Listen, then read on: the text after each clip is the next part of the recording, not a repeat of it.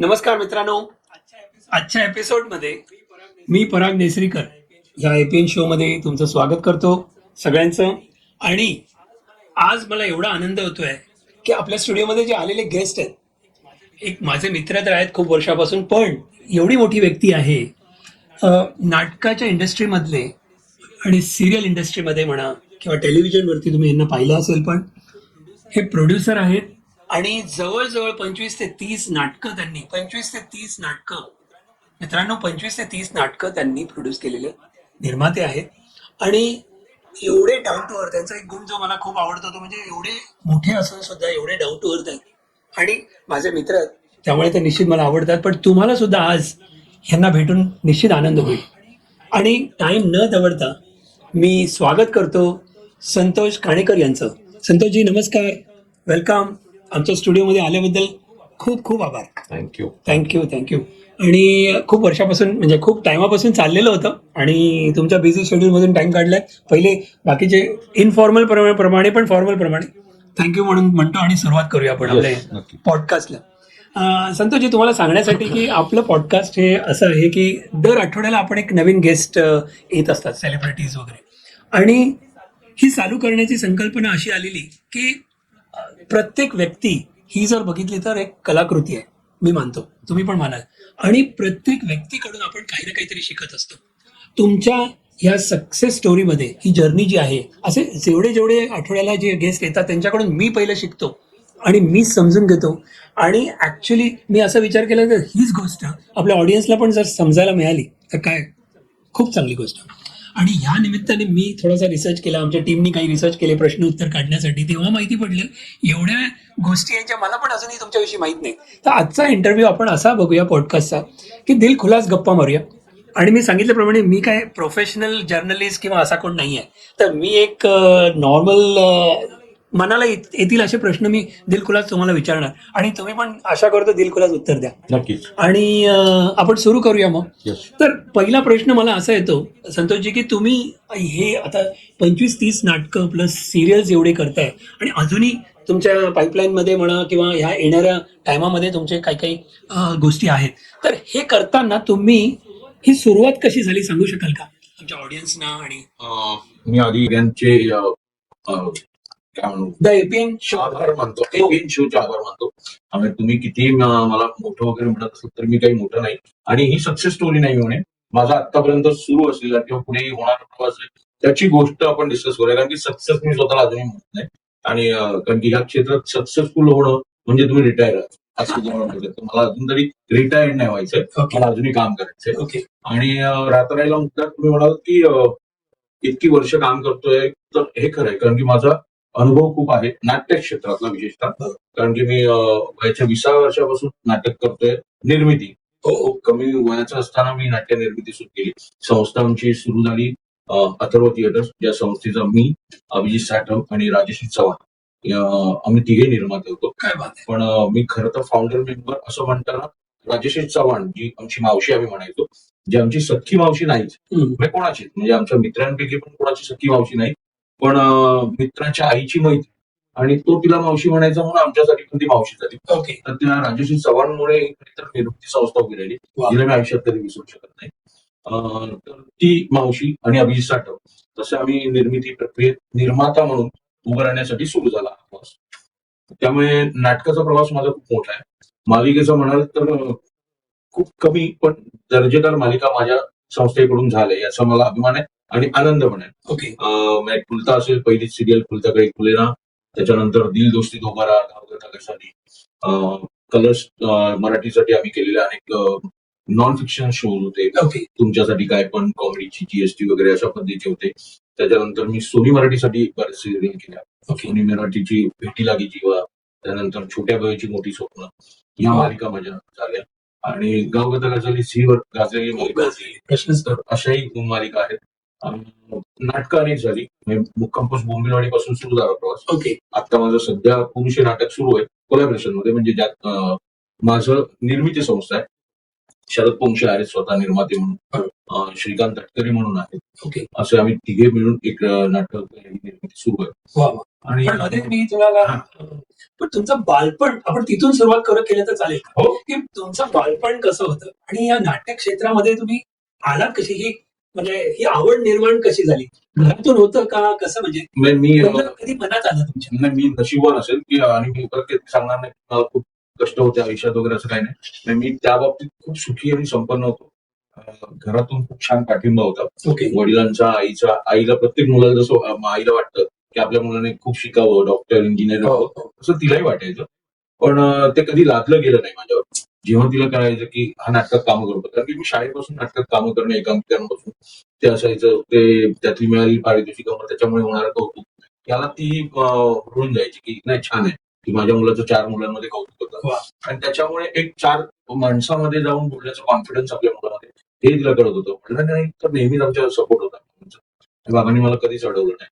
आणि जिथे जिथे माझ्या त्या ऍक्टिव्हिटीजला सपोर्ट करणारी शाळा असू दे किंवा मग ते कॉलेज असू दे, तिथे तिथे आर्थिक जिथे पाठबळ कमी पडेल तिथे मला माझ्या बाबांनी नेहमी सपोर्ट केला. बाबा फायनान्सर होते. हा, लहानपणापासून फायनान्स. अच्छा. शाळेत सुद्धा आमच्या कुठल्या गोष्टीला कपडे खरेदी करताना कमी पडले तर बाबा माझी मदत करायचे. त्यामुळे मी त्या गोष्टीसाठी खूप नशीबवान आहे की मला घरातून हा सपोर्ट होता. आणि काम करायला लागल्यावर सुद्धा कॉलेजमध्ये असताना वगैरे अशी जबाबदारी नव्हती की अमुक पैसे कमवायचेच आहेत. कारण की माझे बाबा आजही काम करतात. त्यामुळे मी त्या बाबतीत नशीबवान आहे की वडिलांना मी पोसायची जबाबदारी माझ्यावर नाहीये.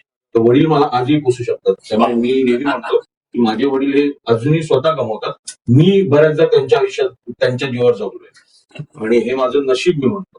त्यांची आवड होती का नाटकाच्या ह्या आवड नाही त्यांना म्हणून तुम्हाला प्रोत्साहन केलं? नाही त्यांना असं कधी आमच्या घरात माझ्या व्यतिरिक्त कोणीच असं त्या क्षेत्राशी काही संबंध नाही.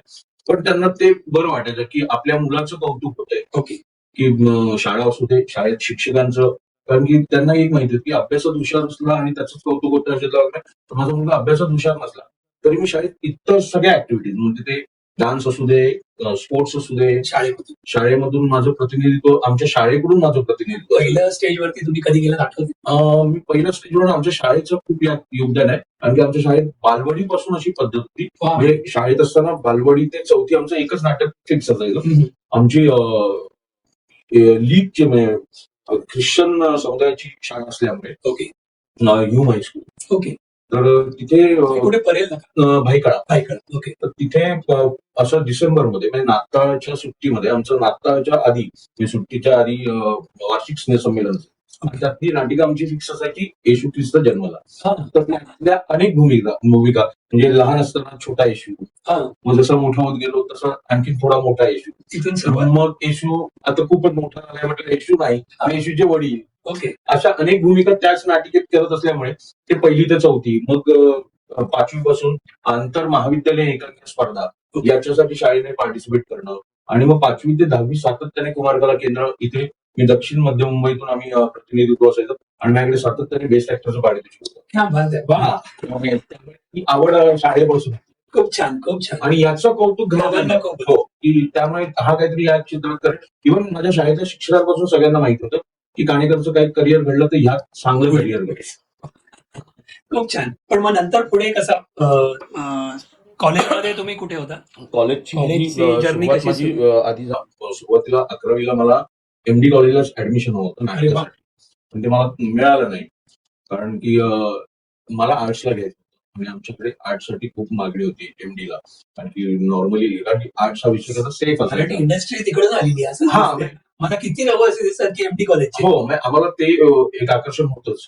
पण MD कॉलेजची ऍक्टिव्हिटीज, कारण की MD मध्ये फक्त नाटक नाही, तर मला माहिती होतं या कॉलेजमधून मला इतर ऍक्टिव्हिटीज मध्ये पण पार्टिसिपेट करतात. MD कॉलेज कबड्डी होती, खो खो होतं. ओके. आणि हे माझे शाळेपासूनचे आवडते स्पोर्ट्स होते. त्यामुळे मला ह्या कॉलेजमध्ये नाटक पण करता येईल, कबड्डी खेळता येईल, खो खो खेळता येईल. कुठे ना कुठेतरी मला एक माझा गोल साध्य करण्यासाठी ऍक्टिव्हिटी हवे होतं ते या कॉलेज सगळ्या होत्या. पण 11वीला मला पहिल्याच वर्षाला ऍडमिशन मिळालं नाही, ते मी निर्णय झालो थोडासा. मग मी कुठल्याही इतर कॉलेजमध्ये जाण्यापेक्षा मी सिव्हिल इंजिनिअरिंग केलं. ओके. प्रायव्हेट मधून. त्यात माझी 2 वर्ष गेली आणि मग मी पुन्हा 2 वर्षानंतर कॉलेजला ऍडमिशन घेतलं MDला. ओके. आणि मग MD मध्ये मला अभिजित साटम, अमित सुर्वे हे माझे सगळे मित्र मिळाले. मग दिवस आठवतो कॉलेजचा जेव्हा तुम्ही आता तुमचे मित्र अभिजित साटम म्हणजे त्यांना विचारीन ते आले की आपल्या शो मध्ये, पण तुम्हाला आठवतो का? हा, पहिली भेट कशी झाली? पहिली भेट आठवते का? मला definitely आठवते. अभिजितची आणि माझी भेट म्हणजे एकांकिका स्पर्धेसाठी ज्यावेळेला कास्टिंग होत होतं, ओके. तेव्हाच माझी आणि त्याची भेट झाली. आणि ती एकांकिका आमची भरत जाधव डिरेक्टर होता. भरत आमचं सिनियर. तर भरत ती डिरेक्टर होता. भरत सतत ना त्या रिडिंग मध्ये, कारण की अभिजित मुळातच इंग्लिश मिडियम आणि याच्यातून आलेलं असल्यामुळे त्याचं मराठीचं वाचन तेवढं चांगलं नव्हतं किंवा त्याला अभिनयाची आवड होती पण एक्सपिरियन्स नव्हता. म्हणजे आम्ही जसं एकांकिकांमधून तसं त्याचा काही एक्सपिरियन्स नव्हता. ओके. पण त्याला काम करायचं होतं आणि ते माझ्यामध्ये घरात पर्यंत पोहोचलं होतं की हा शिवाजी साठमांचा मुलगा आणि याला एकांकिकेत काम करायचंय, अभिनय क्षेत्रात यायचंय, म्हणून भरत त्याच्यावरून प्रयत्न करून घेतो. मला तो उदाहरणं देताना सतत ना शिवाजी साठम अशी उदाहरणं देतो. मला एका पॉईंटला कंटाळा आला. काय म्हणजे, आणि तोपर्यंत माझी जुजबी त्याच्याबरोबर तोंड ओळख झाली होती की हा एक आहे या कॉलेजमधला मुलगा आहे. तर ते कास्टिंग सुरू असताना ऑडिशनच्या दरम्यान मी रविवारच्या वेळेला अशी काही ठराविक मुलं सिलेक्ट झाली होती. तर त्याच्यात मी तो असे होतो आणि आम्ही ब्रेकमध्ये असं बाहेर होतो. त्यावेळेला मी त्याला म्हटलं, भरतला मराठी इंडस्ट्रीमधलं दुसरं कोणी नाव माहित नाही का म्हटलं. हे कोणाला बोलला तुम्ही? अभिजितलाच म्हणाल. अच्छा. सतत म्हटलं तुला शिवाजी जाटम म्हटलं ग्रेट ऍक्टर आहेत म्हटलं, पण एवढं काय म्हटलं सतत म्हटलं त्यांचं उदाहरण द्यायचं. वडिलांविषयी सतत बोलत होता त्याच्यावर. हो, कारण की माझे बाबा आहेत ते, माझे वडील. तुम्हाला लक्षात नव्हतं? नाही, मला माहितच नव्हतं. अच्छा अच्छा. कारण की अभिजित साठम एवढं माहित होतं आणि तो असं जर सांगितलं मध्ये अभिजित शिवाजी साठम असं कधीच त्याने म्हणजे बाबांच्या नावाचा वापर करून त्याची कधी इच्छा नव्हती. त्यामुळे तो नेहमी सांगताना अभिजित साठम. ओके. त्यामुळे ते पटकन शिवाजी साठम हे नाव, आणि शिवाजी साठम त्यावेळेला कसं होतं की सीआयडी वगैरे 100 मुळे माहिती होतं खूपच, पण ते पटकन ठीक नव्हतं. तर मी त्यालाच विचारलेलं की अरे सतत म्हटलं शिवाजी साठम का, तेव्हा ते कळलं. ओके. पण ते नंतर आमची एवढी घट्ट मैत्री जमली, नंतर मग अगदी म्हणजे शिवाजी साठम सुद्धा पप्पांना मी पप्पाच म्हणायचो. घरी येणं जाणं, सातत्याने त्यांचं सुद्धा आपलेपणाने विचार बोलणी. कारण की पहिलं नाटक करताना ज्यावेळेला उंबिलवाडी आम्ही करायचं ठरवलं त्यावेळेला आज अभिजितचं असं नव्हतं की तो काहीतरी वैयक्तिक स्वतःचा स्वतः निर्णय घेईल आणि निर्मिती क्षेत्रात येईल. कारण की मी जसं म्हटलं तसं की मी कॉलेजपासून काम करतो. मी बाबांबरोबर व्यवसायात सुद्धा मदतीला असायचो. त्यानंतर मी दूरदर्शन यांच्यावर काम करायचो. पण कॉलेजला तुम्ही होता आणि मग हे बोंबिलवाडी ते कॉलेजमध्ये असताना मिळालं तुम्हाला की? बोंबिलवाडी आम्ही लास्ट इयरला असताना. लास्ट इयरला. अच्छा, तुम्ही लास्ट इयरला असतानाच आमचं सगळं सुरू झालं निर्मिती प्रक्रिया. म्हणजे अगोदरपासून तुम्हाला निर्माता म्हणून व्हायचं होतं? निर्माता म्हणून नाही, पण एक कलाक्षेत्रात काम करायचं होतं.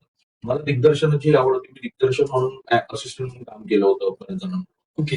त्यामुळे अभिनय करायचा होता, पण मला या क्षेत्रात जे काही करायचं ते या क्षेत्रात. त्यामुळे मी असं नव्हतं की फक्त अभिनय करून राहायचं. प्रोडक्शनची इच्छा किंवा आवड निर्माण झाली त्याचं कारण कॉलेजपासून आम्हीच सगळं प्रोडक्शन करायचं. तुम्हाला पूर्ण लेखणी आणि सगळं माहिती होतं? सगळी डिपार्टमेंट माहिती होती, त्यामुळे ती आवड होती. अभिनय करायचं हे कन्फर्म होतं की अभिनयच करायचा. पण वेळेवर म्हणतो आपण आयुष्यातले काही काही बदल होत जातात आणि त्या वेळेच्या सूचना त्याप्रमाणे ते अंमलात आणावे लागतात. तसा तो एक क्षण आला बोंबिलवाडी करताना आणि मग अभिनय न करता फक्त प्रोडक्शन करण्याची जबाबदारी माझ्यावर पडली. कॉलेजमध्ये तुम्ही अभिजित साठम आणि कोण होते? अभिजित साठम मित्र माझा, त्यांचा अमित सुर्वे होता. हे त्रिकूट होतं असं म्हणायचं? हा, हे त्रिकूट होतं आमच्या तिघांचं करत. अनेक इतरही मित्र होते. चेतन होडगे होता किंवा हर्षद मालवणकर होता. जे पुढे या लाईनला आपल्याला मदत झाली. बऱ्यापैकी आज त्यांनी जरी या क्षेत्रात नसले ते तरी कनेक्टेड आहोत आम्ही एकमेकांशी, आणि त्यांना तेवढी जाण आहे. कित्येकदा माझ्या नाटकांना येतात, माझं चांगलं वाईट असेल तर ते स्पष्टपणे सांगणारे माझे सागर आटलेकर, जो आमच्या कॉलेजमध्ये नव्हता पण कॉलेजचाच मित्र असं म्हणायला हरकत नाही, अभिजितच्या कॉलनीमधला. पण तो आमचा एक चांगला मित्र आहे. तो आम्ही कॉलेजला असताना तो महिंद्रा जॉब करायचा. तो इंजिनियर होता, पण तो सतत नाटकाचा वेडा होता. त्यामुळे तो एकांकिकांना असणं, आमच्या बाहेरच्या कॉम्पिटिशन्स मध्ये तो काम पण ऍक्टर. म्हणजे त्याने ह्या नाटकाच्या वेडापायी महिंद्रामध्ये त्याला नोकरी सुटली. आणि मग तो आमच्या बरोबर नाटक आणि या गोष्टी करायचा. तो बोंबिलवाडीमध्ये पण काम करायचा. बोंबिलवाडी आलं कसं प्रोजेक्ट? बोंबिलवाडी आलं त्याचं कारण म्हणजे मी आणि विनोद लवेकर, जो आता एक मोठा दिग्दर्शक निर्माता पण आहे. तर त्यावेळेला मुंबईत होता आणि केंकरेन बरोबर आम्ही दोघे केंकरेन विजय केंकरेन असिस्ट करायचो. तुम्ही? पण विजय केंकरेन मी नाटकाला कुठल्याही असिस्ट केलं नव्हतं. अच्छा. मी विजय केंकरेन खूप कमी लोकांना माहित असेल, विजय केंकरेन काही मालिका दिग्दर्शित केल्या होत्या म्हणजे सीझनल. तर त्या मालिकांना मी, विनोद लवेकर आणि शिरीष जोशी म्हणून खूप सिनियर आहेत, सिरीज जोशी म्हणजे हे बरोबर मिस्टर त्याचे मिस्टर करेक्ट. म्हणजे शिरीष आमचं सिनियर म्हणजे शिरीष असोसिएट असेल का, शिरीषच्या हाताखाली आम्ही दोघंही काम करायचो. अच्छा. आणि त्यावेळेला विनोद चैन माझी ओळख झाली. विनोदला तसा मुंबईतला असा कोणी घनिष्ठ मित्र नव्हता तेव्हा मी होतो. वा. आणि त्यालाही अभिनयाची आवड होती. आणि मग त्या दरम्यान आमचं असं झालं की मी नाटक शोधतोय, मग त्याला कळलं, मग आपल्याला काम करता येईल. मग तोही माझ्या मदतीला होता. ओके. मग आम्ही ही गोष्ट विजय सरांना बोलतो. तिथे जाणं अचानकपणे का? नाही, विजय केंकरेंकडे मी शिरीष जोशींमुळे कारण शिरीष अभिजित साठवून यांच्या कॉलनीमध्ये राहायचं. आणि तिथे सुद्धा तर नाट्य आणि कारण की शिरीष आमच्या कॉलेजमध्ये एकांकिका बसवत होता तेव्हा ओके. माझी आणि त्याची चांगली मैत्री झाली. आणि मग मी शिरीष बरोबर विजय केंकरेंकडे गेलो.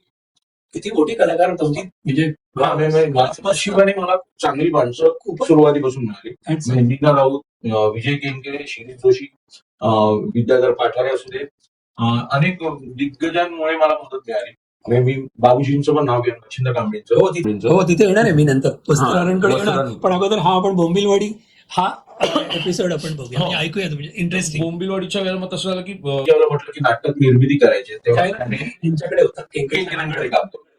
त्यावेळेला तो मला म्हणाला की विजय सरांच्या आपण जाणार कॉलेज. विजय केंकरे त्यावेळेला नाट्य क्षेत्रातलं मोठं नाव होतं. त्यावेळेला मला असं मग विजय सर असतील तर काय म्हणजे आपल्याला आणखी काय हवंय.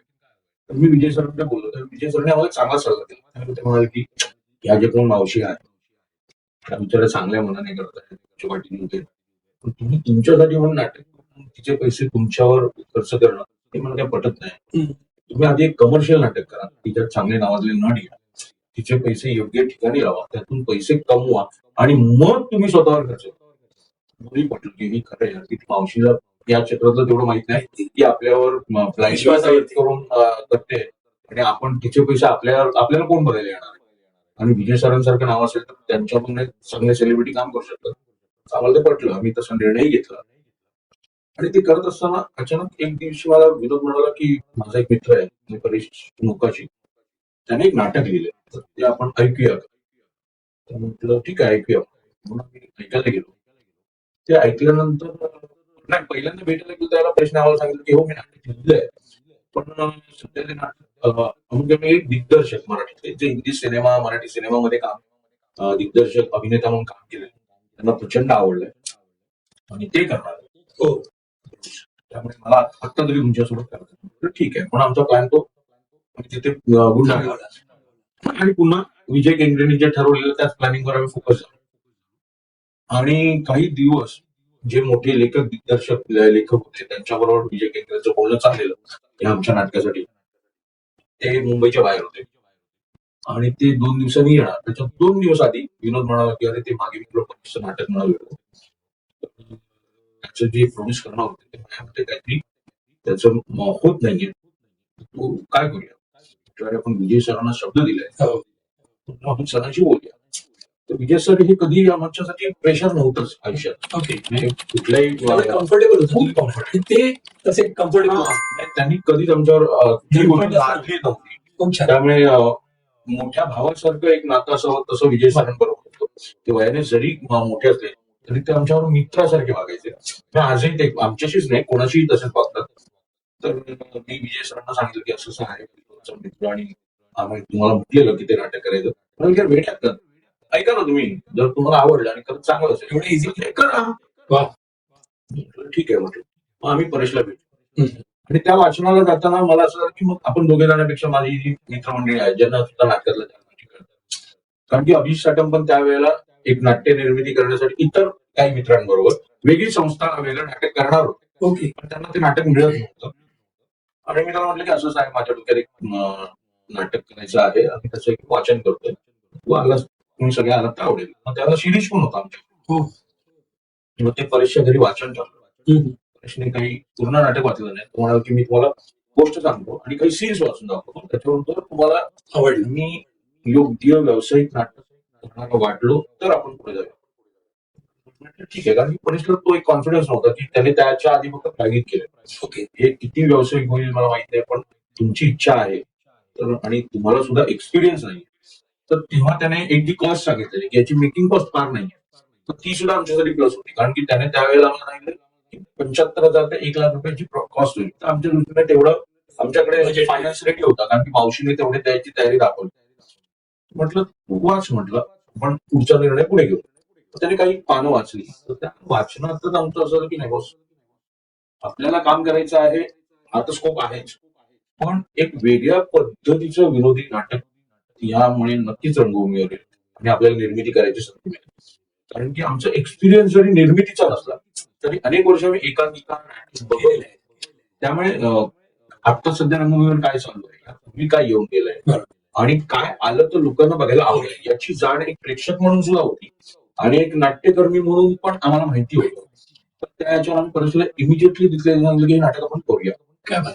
पण त्या रिडिंगला कोण कोण होते आठवते? त्या रिडिंगला माझे सगळे जवळपास शिरीष होता, अभिजित होता, अमित सुर्वे होता, आणि इतर सुद्धा आमच्या कॉलेजचे म्हणजे श्रीकांत आणि मिलिंद शिंगटे, जो आता स्वतः वैयक्तिक खूप सिनेमांची कामं करतो. काय नाव? मिलिंद शिंगटे म्हणून आहे, अच्छा. जो आता बऱ्याचशा सिनेमांना एक्झिक्युटिव्ह प्रोड्युसर म्हणून असतो. क्या बात. तो माझ्याकडे निर्मिती प्रक्रियेमध्ये एकांकिकेपासून असेल. तोही आमच्या कॉलेजचा मित्र नाही. अच्छा. तो अमितच्या बिल्डिंग मध्ये राहणारा, तोही वेगळ्या सेक्टरमध्ये कामाला असलेला, पण त्याला आमच्या मैत्रीमुळे सातत्याने एकांकिकाला बॅकस्टेज काढायची आवड निर्माण झाली. आणि त्यावेळेला मिलिंदचं माझं एवढं घट्ट होतं नातं की माझ्यासाठी तो जीव की प्राण होता. म्हणजे विंगेत पाणी घेऊन कोण असेल तर मिलिंद, कारण की माझं पारा चढलेला नसेल विंगेत असताना एकांकिका, कारण मला पाण्याची बॉटल लगेच उघडलेली सवयी, काही चुकलं तरी मी खूप लाऊड रिॲक्ट होतो. मी नॉर्मल आयुष्यामध्ये कधीच होणार नाही, पण मला एकांकिकेच्या इकडे बिलकुल म्हणजे कोण चुकलं की माझं, कारण की काय होतं, महिनाभर जी तालीम केलेली असते ती एखाद्याच्या चुकीमुळे त्या सगळ्यांच्याच मेहनतीवर पाणी पडतं, कारण मला खूप त्रास होतो. त्यामुळे ते तिथे कोणी माझ्याशी जो नॉर्मल आयुष्यातला संतोष आहे त्यांना माहिती आहे की याला बाहेर काय असताना नॉर्मल हा कसं माझ्या काही करेल, पण स्टेजवर एकांकिकेच्या इथे मला ते बिलकुल नाही पडेल. तर मला अनेकदा माझ्या त्याने शिव्या पण खाल्लेल्या स्टेजवर, पण त्याने कधीच ते असं म्हणजे मनावर घेतलं नाही. तो सतत माझ्या प्रत्येक प्रोडक्शनला म्हणजे एकांकिकेच्या असायचंच असायचं. आणि मग जेव्हा मी नाटक केलं पोपिलवाडी, तेव्हा त्याची नोकरी सुटलेलीच होती. मग मी मिलिंदला म्हटलं की तू प्रोडक्शनला ये माझ्या, कारण की आमचं एक ट्युनिंग होतं आणि मला माहिती होतं की मित्र जरी असलं तरी त्यांना कामाच्या ठिकाणी कसं आहे हे माहिती होतं. आणि बरंच असं होतं की आपण वैयक्तिक आयुष्यात खूप चांगले असतो, पण जेव्हा एकत्र काम करायला लागतो त्याला पटत नाही बऱ्याचशा, कारण की हा खूप बॉसगिरी करतो, हा खूप ॲरोगंटली वागतो, असंही वाटतं. त्यामुळे ते मला माहिती होतं की माझं किती माहिती, पण मला माहिती होतं मिलिंद त्या विचारात कधीच जाणार नाही की आता हा निर्माता झाला म्हणून असं वागतो असेल बघ. तर हा ज्याला विद्यार्थी म्हणून ज्याला प्रतिनिधित्व करत होता कॉलेजचा, तेव्हा सुद्धा असत होता. त्यामुळे त्याला माहिती होतं मी प्रोडक्टवर प्रेम करणार माणूस आहे. माझा तो जो राग असेल तो त्यावेळेच्या विषयाबद्दलच असेल. मी वैयक्तिक तो विषय संपला की त्याच्यानंतर मी त्या माणसाची कधीच नाही, आणि हे माझं नेहमीच आहे.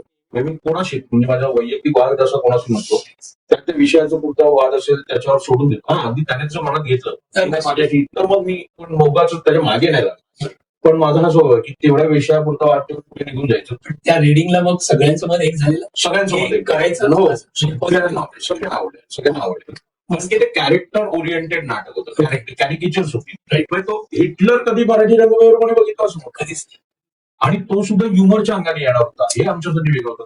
हे परेशने त्यावेळेला ते वाचलेले एक लाईन होती की त्या पद्धतीची लेखणी कोणी ऐकवतच नव्हती, की त्याने एक नाटकातला संवाद होता की चिंचेच्या पानाच्या पत्रावळ्या लावणे इतका वेळ आमच्याकडे नाहीये. तर हे सुचणं की त्या लेखकाला की नॉर्मल सहज सोपं आहे, आपण माझ्याकडे एवढा वेळ नाहीये, पण ते एवढं पण ते वाक्य अशा पद्धतीने सजवून सांगितलं की चिंचेच्या पानाच्या चिंचेचा पान म्हणजे कोणच आहे, त्याची पत्रावळी तयार करणं म्हणजे आमच्याकडे किती काम आहे, बिझी. हे उदाहरण नाटकात लेखन स्वरूपात येणं, अशा पद्धतीचा विनोद येणं, हे आमच्यासाठी नवीन होतं. आणि मला असं वाटतं की हे प्रेक्षकांसाठी पण नवीन असेल, आणि खरंच प्रेक्षकांनी प्रेक्षकांनी तेवढेच त्याला दाद दिली. सुरुवातीला असं झालं काही आम्ही नाही म्हटलं तरी 39 प्रयोगापर्यंत आम्हाला हॅमर करावं लागलं होतं. आणि तेव्हा मी मगाशी म्हटलं असं की आमच्या अनुभवापेक्षा मोठा अनुभव आमच्याकडे सोबत होता तो म्हणजे शिवाजी जाधव. मी पप्पांकडे नाटक वाचायला द्यायचा अभिप्राय निर्माण होता, कारण की त्याला बाकी निर्मितीमध्ये यायचं असेल तर आर्थिक नियोजन हे पप्पांकडूनच त्याचं होणार. कारण की मला माझी इन्कम होतं, 2,00,000ची कमाई होती, बाबांबरोबर काम करतो त्यामुळे त्याचं इन्कम माझं होतं. पण अभिजितचं तसं काही इन्कम नव्हतं, तर त्याला बाबांचा मदत घेणं हे पर्यायच नव्हता. तर मी म्हणाल की मला पप्पांना नाटक वाचायला दिलं पाहिजे, त्यांचा सिग्नल येत नाही तोपर्यंत मला. मी तेव्हा सुद्धा अभिला म्हटलं की हे मला असं वाटतं नाटक पप्पांना वाचायला देऊ, अच्छा, पप्पाने एखाद्या वाचनाला बोलवून म्हटलं परेशला आपण वाचायला सांगतो. त्याचा इम्पॅक्ट वेगळा होईल. त्याचा इम्पॅक्ट वेगळा कारण की परेशच्या वाचनात ती कॅरेक्टर्स उभी हो, राहायची. एक्झॅक्टली. आणि जेव्हा बोंबिलवाडीचा स्क्रिप्ट एखादा नॉर्मल माणूस असेल तेव्हा त्याच्यासाठी त्याचा विनोद काय नक्की असा प्रश्न होऊ शकतो असं वाटत होता. अभिमान की नाही आणि आता हे पप्पांना कोण सांगायला जाईल की तुम्हाला वाचनात नाटक करणार नाही परेश नाही का असं बोलू शकतो. म्हटलं ठीक आहे आणि झालं तेच की पप्पांनी ज्यावेळेला वाचलं त्यावेळेला यदा कदाचित त्या काळात खूप गाजलेलं नाटक होतं आणि त्यावेळेला पप्पांनी ते नाटक बघितलेलं खूप. आणि कसं होतं पप्पांना ती अटॅचमेंट जास्त होती त्या नाटकाची कारण की गिरण गावातले सगळे कलाकार त्या नाटकात होते बऱ्यापैकी आणि त्यांचा तो विनोद खूप आवडलेला. त्यामुळे पप्पांना असं झालं की विनोदी नाटक करताय ना आणि हे विनोदी वाटतंय तुम्हाला. मला वाटतं की हे विनोदी नाहीये हे नका करू असं काहीतरी ते मावशीचे पैसे पण वाया जातील. म्हटलं ठीक आहे आता तर म्हटलं करायचं ते निर्णय घेतलाय. अभिला मी एवढं म्हणलं की तुझी करायची तयारी आहे तुझी इच्छा आहे. म्हटलं मावशी आपल्याला 1 लाख रुपये देते काय जे काय कमी पडले तो पुढचं पुढे बघू. आता आपल्याला म्हटलं इन्व्हेस्ट मला खरं गरज होती अभिची यासाठी की अभि किती झालं तर अभि खूप छान क्रिएटिव्ह म्हणजे ऍडव्हर्टायझिंग किंवा त्याचं बाकीच्या पॉईंट ऑफ व्ह्यू खूप विचार होता. जसं माझ्याकडे तो एक्सपिरियन्स होता प्रोडक्शनचा तसं ना मला एक क्रिएटिव्ह कोणतरी बघा शक्तीला असेल मदत होती कारण की मावशी आर्थिक सपोर्ट होता. पण मावशीचं फ्रंटला येऊन किंवा काय म्हणतो आपण बॅटल फील्डवर लढण्याची तयारी तिची कुठली नव्हती कारण तिला तो एक्सपिरियन्सच नव्हता. पण अभि असल्यामुळे मला तो एक फायदा झाला असेल पप्पांचं काय करतात तुला सांगूया ना मग मी पप्पांना त्यावेळेला आधी सांगितलं की नाही ती मावशी आता मागितला आहे तर आम्ही तिच्यासाठी म्हणून करतो आम्ही आमचा काही संबंध नाहीये आम्ही आता मॅनेज करून देतोय आणि तिला कुठेही या क्षेत्रातला कोणी परिचय माहिती नाही. पण ते शेवटी पप्पा आहेत आणि त्यांना तो एक्सपिरियन्स होतात त्यांना माहिती आहे आपल्याशी खोटं बोलतायत तर निर्माते आहेत त्यांनी ओळखलं त्यांनी ओळखलेलं. पण त्या माणसाचं मोठेपणा पण एवढं आहे की हे जे मी आता तुम्हाला सांगितलं ते त्यांनी पहिल्या प्रयोगानंतर जेव्हा प्रयोग बघितला तेव्हा त्यांनी जाहीर लोकांना सांगितलं की हे नाटक करणं हे धाडस हे या मुलांचं आहे. तुम्हाला आज वाटेल की शिवी साठम आहे म्हणून यांनी यांच्या मार्गदर्शन तर मी हे नाटक करू नका म्हणून सांगितलेलं एवढं सांगितलं हो हो पण हे यांचं धाडस आहे की त्यांना त्या नाटकातलं गंमत आणि ती मजा कमी होती. त्यामुळे मला सांगायला अभिमान वाटतं की यांचा निर्णय योग्य होता आणि माझा निर्णय चुकीचा होता हे त्या माणसाने मोठेपणाने सांगितलं. कुठल्या भविष्यात सांगू शकतो आणि हॅट्स ऑफ आहेत म्हणजे ते आजही आमच्यासाठी ग्रेट आहेत. ग्रेट मस्त मस्त. पण मग त्या पुढे जाता जाता बोंबिलवाडीचा एखादा किस्सा कुठला आठवतो स्टेजवरती किंवा असं काही झालेलं स्टेजवरती म्हणजे बोंबिलवाडीच्या प्रोडक्शन मध्ये मजा किंवा कधी काही पेक्षाही बोंबिलवाडीचा किस्सा म्हणजे पहिला किस्सा होता की जसं परेशने सांगितलं 75 ते 1 लाखामध्ये हे नाटक पहिल्या प्रयोगापर्यंत येईल. तर मला आठवतंय हा सगळा जो खर्च झाला तालमीचा तो एक्सपिरियन्स परेशलाही नव्हता तसा त्याचा एक्सपिरियन्स प्रायोगिक नाटकाचा होता. ओके. आणि व्यावसायिकच्या तालमी कशा स्वरूपात केल्या जातात किंवा काय याचं पण त्यालाही माहिती होतं.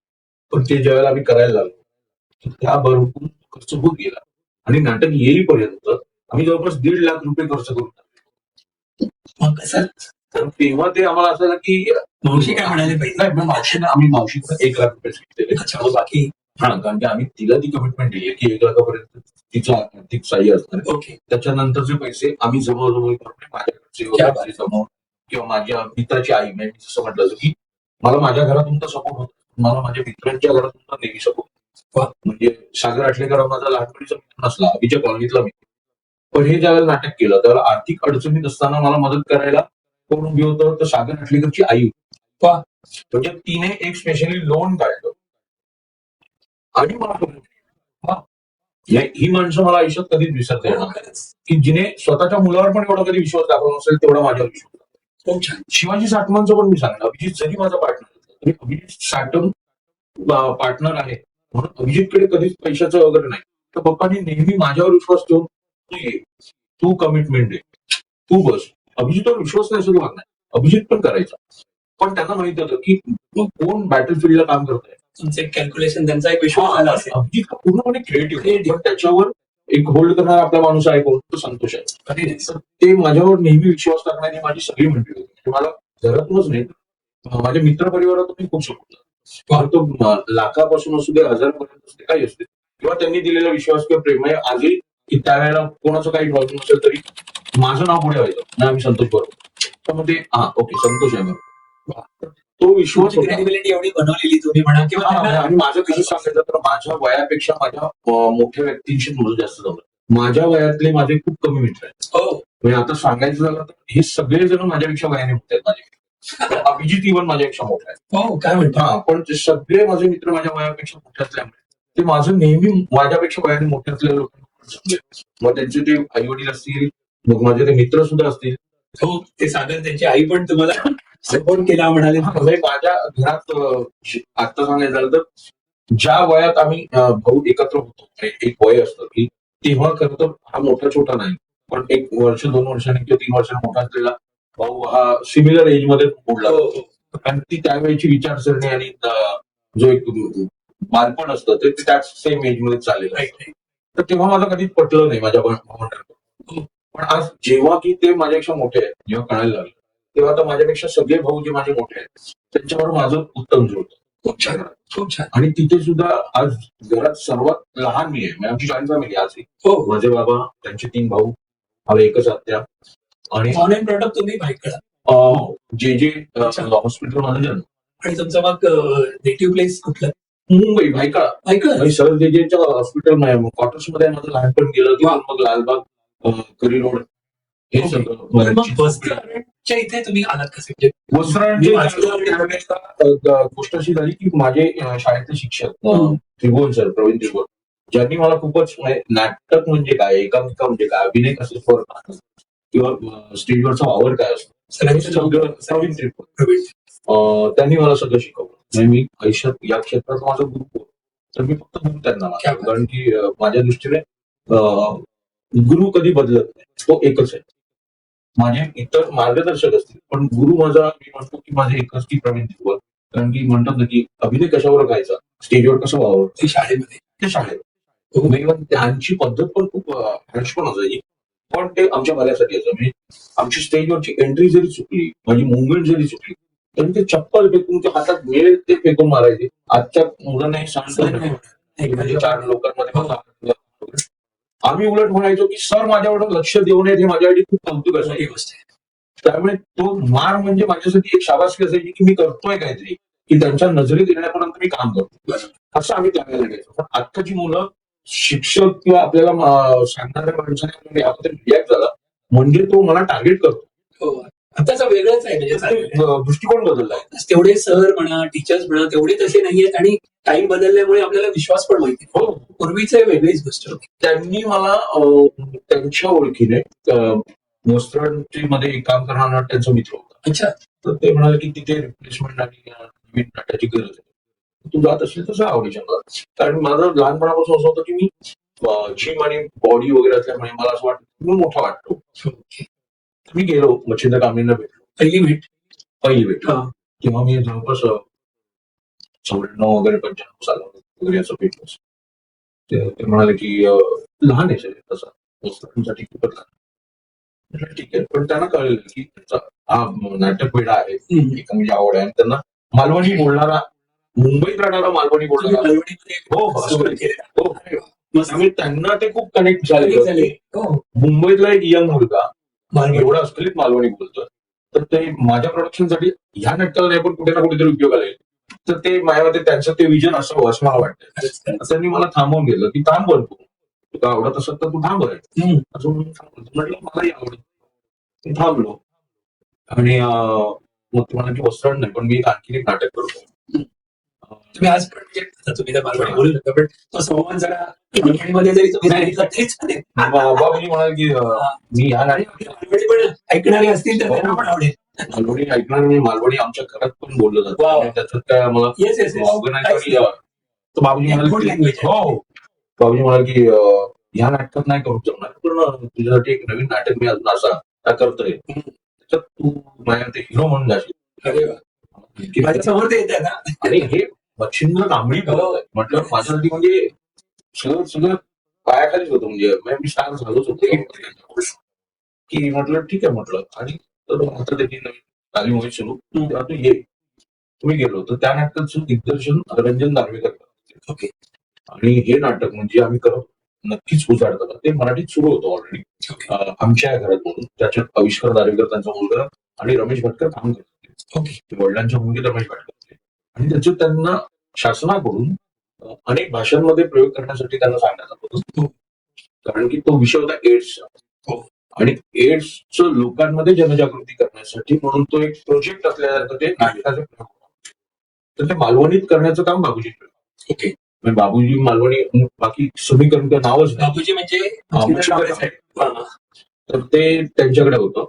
मग मी दारवेकर साहेबांच्या मीटिंगमध्ये भेटलो त्यांना. तर त्यांनी मला बघितलं, मी बाबूजी म्हणाले की "हा, छान आहे, ऍक्टर चांगलं आहे, वाचन चांगलं आहे, पण हा एड्स पेशंट वाटणार नाही." तर माझी बॉडी वगैरे असल्यामुळे ते तर मला असं आलं की ओके. बाबूजींना पण कळलं की अरे छान मध्ये पण नाही दिले, इथे या नाटकासाठी पण बोलून घेतलं, इथे कास्टिंग होत नाही तर हा निराश होतो. मग त्यावेळेला मला त्यांनी सांगितलं की बघ काम, बघ शिकता येतं. तेही पटलं की ठीक आहे ना, कास्टिंग नाही झालं म्हणून पण तालमीत थांब, एक व्यावसायिक नाटकाचा अनुभव तर आपल्यासाठी. आणि बाबूजींचा सहवास होताच तिथे. म्हटलं थांबूया म्हणून थांबलो. आणि त्या तालमीच्या दरम्यान जो नट उपस्थित नसेल त्याचं रिप्लेसमेंट, त्याचं वाचन प्रॉक्सी ते मी करायचो. त्या प्रॉक्सीमध्ये बाबूजींच्या वडिलांचं काम करणारे जे नट होते त्यांच्या घरी काही अडचण होती, त्यामुळे ते सलग 15 दिवस नव्हते. तर मी त्याची प्रॉक्सी सातत्याने करतो. एका पॉईंटला बाबूजींच्या मनात आलं की तूच कर वडिलांचं काम, आपण तुझ्याकडे वीक तयार करूया. बाबूजी म्हटलं एवढं नाही, म्हटलं त्याला अभिनय करायचा ही डोक्यात. बरं, पहिलंच व्यावसायिक नाटक करायचं आणि ते सुद्धा डायरेक्ट बाबूजींच्या वडिलांचं म्हटलं नाही, पण त्याला दारवेकरांनी तालमीपर्यंत ठीक आहे, व्यावसायिक नाटक आहे असं नको आपण. ठीक आहे, पण ते बाबूजींनाही कळत असं. पण ते त्यांनी माझं एक कौतुक आणि पुश करण्यासाठी की हा इथे चांगलं लक्ष आहे, पण त्याचं लक्ष त्यांनी ठेवलं खरंच. त्यांनी नंतर मला वस्त्रांमध्ये संधी दिली काम करायची. मग मी वस्त्रांचे जवळपास 300-400 प्रयोग केले. किती कलाकार होते वस्त्रांमध्ये? आमची कलाकारांची टीम मोठी होती. स्टेजवरती 10-12 कलाकार होते. आणि त्याच्यात गोंधळ असायचा. हो, आणि सगळे माझ्या इथं वयाने, सगळे वयाने मोठे. नाही, बाबूजी मला इन्फॅक्ट म्हणाले की हा पण एक माझ्यासाठी इतिहास आहे की खूप कमी वयात वस्त्रांतून हटायची. क्या बात आहे, रेकॉर्ड आहे म्हणजे. हा, मी हार्डली माहिती 18-19 वर्षाचा असताना मी वस्त्रांत करतो. त्यामुळे तो कसं वाटलं? कारण मला बाबूजींबरोबर काम करताना प्रेशर नव्हतं, कारण की अनेक वस्त्रण फक्त व्यावसायिक रंगावर पहिल्यांदा काम करतो, पण तालमी एवढ्या केलेल्या त्याच्यामुळे तर माझ्यासाठी कॉन्फिडन्स होता, कारण की ती माझी मंडळी होती. वस्त्रांची टीम सुद्धा मी काम केलं नव्हतं त्याच्यावर, पण त्यांना मी माहित होतो की या बाबूजींच्या तालमीत त्यामुळे त्या सतत गोष्टींमध्ये होतो. आणि मी त्याच दरम्यान बाबूजींचं हलकं फुलकं नावाचं नाटक येत होतं. ओके. ज्यात रसिका नाही येत, रसिका जोशी, विजय पाटकर दिग्दर्शित, विजय कदम होते, ते आत्ताच झाले, ते काम करत होते. आणि नंदू गाडगीळ होते, यांचं नाटक येत होतं. त्या नाटकाची प्रोडक्शन निर्मिती भद्रकाली प्रोडक्शन. आणि तिथे असणारा जो मॅनेजर होता त्याचा एक सडनली ऍक्सिडेंट झाला, आणि त्या ऍक्सिडेंटमध्ये त्याला घरी बसावं लागलं, काही फ्रॅक्चरच झालं होतं मेजर. तर मात्र त्याच्या तालमी कोण करणार, काय करणार. तर बाबूजींबरोबर माझं एवढं घट्ट झालेलं, आणि त्या दरम्यान वस्त्रांचे प्रयोग नव्हते. बाबूजी म्हणाले की असं असं प्रॉब्लेम झालाय, तर तू करशील काय प्रोडक्शन काही दिवस. ठीक आहे, माझ्यासाठी नवीन नव्हतं, कारण कॉलेजच्या तालमीपासून तर ते केलं. आणि त्या दरम्यान बाबूजींबरोबर माझी जवळचे संबंध निर्माण झाले, कारण की त्यांच्या तालमीत तयार झालो मी निर्मितीसाठी, असं म्हणायला लागतं. कारण की आमच्या भद्रकालीमध्ये इतर संस्थांमध्ये जे मॅनेजर कामं करत नाही ते आमच्याकडे सगळे मॅनेजर काम करायचे. म्हणजे तारखेचा अर्ज देण्यापासून ते तिकीट परवाना लागायचा त्यावेळेला, पोलीस परवाना. तर तो परवाना मिळवण्यापर्यंतचं काम आमच्याकडे मॅनेजरचं असायचं. इतर ठिकाणी त्या थिएटरचे बुकिंग क्लार्क वगैरे करायचे. आमच्या संस्थेचं काम हे बाबूजी मॅनेजरकडूनच काम घ्यायचे. त्यामुळे मला ते अर्ज कसे लिहिले जायचे पाहिजे सगळं ते त्यांनी मला सगळं शिकवलं. अर्जाचा मसुदा कसा असला पाहिजे, तारखा कशा मागायच्या असतात, 3 महिन्याच्या किती तारखा. इन्स्टिट्यूशनच झाली. हो, माझ्याकडे ती इन्स्टिट्यूशनच आहे की म्हणजे मी त्यांना बाकी इंडस्ट्रीत काय म्हणतात किंवा काय नाही पेक्षा माझ्यासाठी ती शाळा होती. भद्रकाली ही संस्था माझ्यासाठी काय म्हणतो कॉलेज मोठं विषय होतं की जिथे मला अनेक गोष्टी शिकता आल्या निर्मिती प्रक्रियेचा, ज्याचा फायदा मला बोंबिवली करता आला. कारण की जो नवीन निर्माता येतो त्याला ह्या कुठल्याही गोष्टीची कल्पना होत. मला भद्रकालीमुळे या सगळ्या गोष्टींची कल्पना होती. त्यावेळेला सुद्धा माझ्याकडे दिनू पेडणेकर म्हणजे दिनेश पेडणेकर म्हणून जे आता होतं ना सूत्रधार आणि निर्माते येतात, तो त्यावेळेला माझ्याबरोबर मॅनेजमेंट करत होता दिनू. आणि दिनू सारखा एक मला माणूस म्हणजे पुन्हा प्रत्येक पायरीवर मला चांगला माणूस मिळाला. म्हणजे दिग्दर्शनात काम करत असताना विजय केंद्रे, मीना राव, विद्यार पाठाऱ्यांचा एडिटर, ज्याच्या स्टुडिओमध्ये मला काही दिवस नसताना काम करता आलं. गौतम कोळी बरोबर मी काम केलं विद्यार पाठारे. मग रात्र राहिलं की मला ज्यावेळेला मी निर्मिती प्रक्रियेत आलो त्यावेळेला बाबूजींसारखा एक निर्माता ज्याने हार्डकोर पद्धतीने प्रोडक्शन केलेलं होतं त्यांच्यावर काम करताना सेम थिंग माझी घडली जेव्हा मी इकडे आलो की आपल्या निर्मिती प्रक्रियेकडे आलो तेव्हा सुद्धा मला दिनू पेडणेकर सारखा सूत्रधार मिळाला की अनेकदा नवीन निर्मात्याला बुडवणारा खरा सूत्रधार असतो. त्याने जर चुकीचे प्रयोग लावले, त्याने जर चुकीच्या तारखा दिल्या तर कित्येक निर्माते देशोधडीला लागलेले सुद्धा मी बघितले.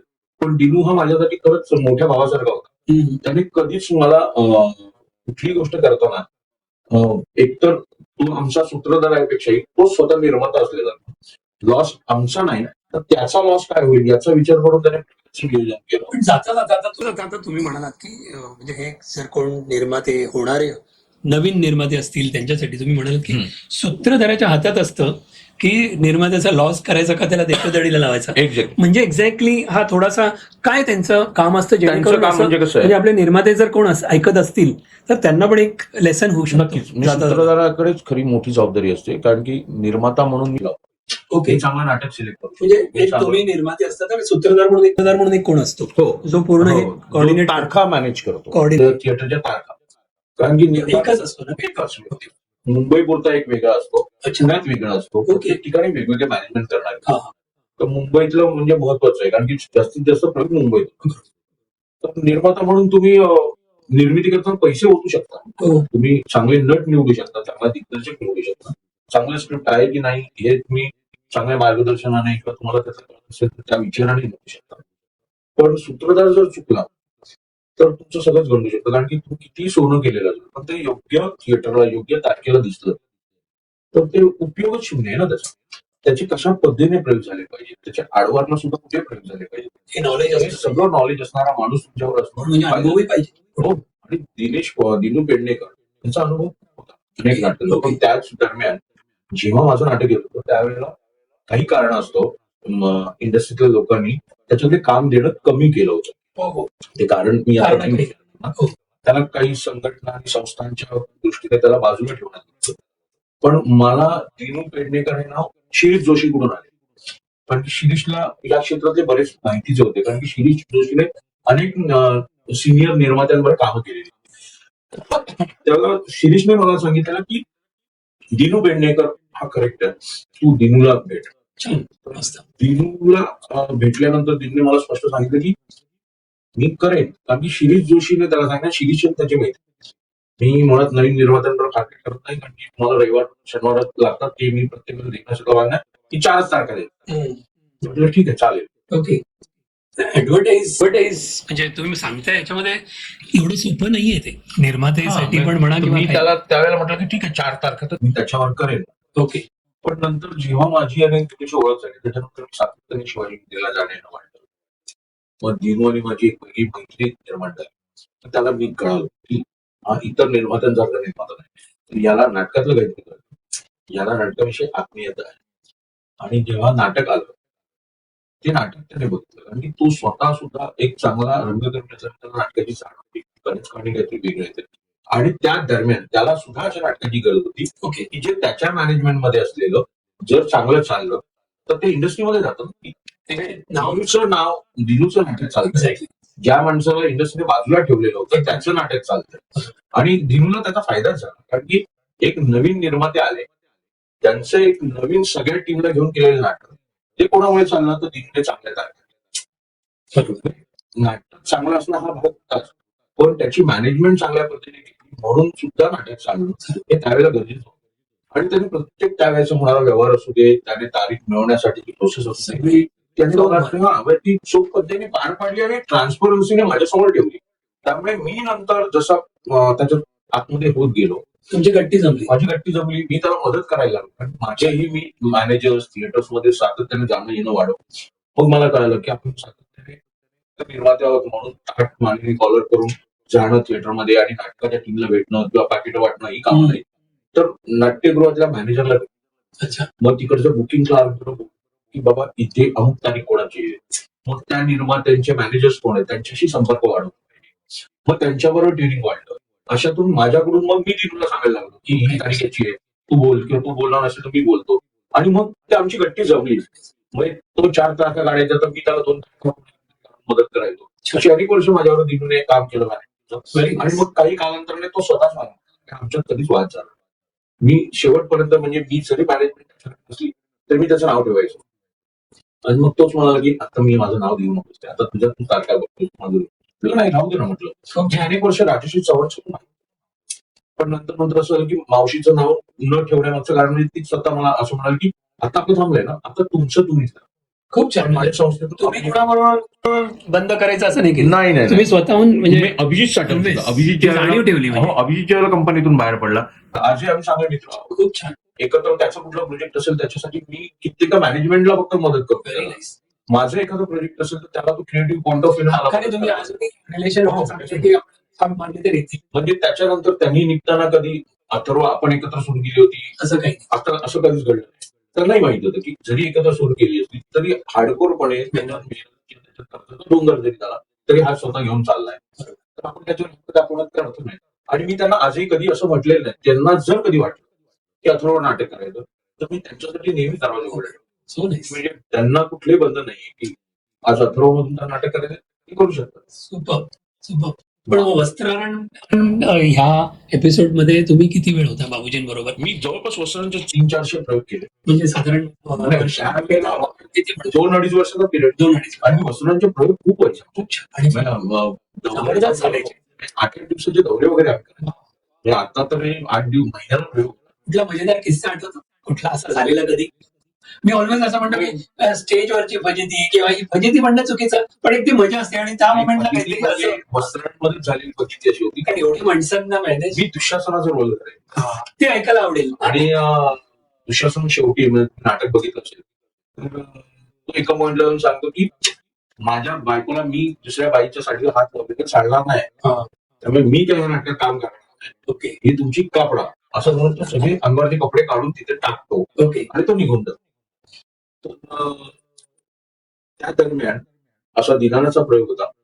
सगळं झालं आणि मला प्रचंड बुजबुशीचा त्रास होता आणि तो प्रयोग करत होतो.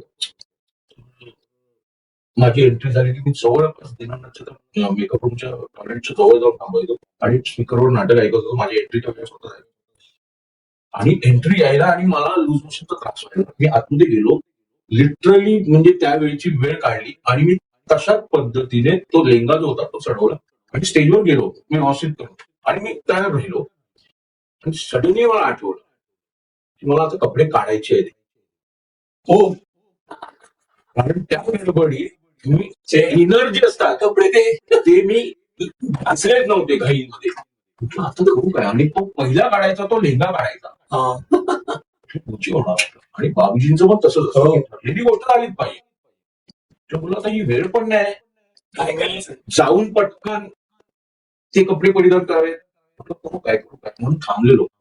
म्हटलं बोललो बघूया. तर मी स्टेजवर गेलो आणि नेहमी जसं मी पहिलं बाबूजी अमुक अमुक आहे मी काय तात्या मग असं बोललो वगैरे सगळं झालं.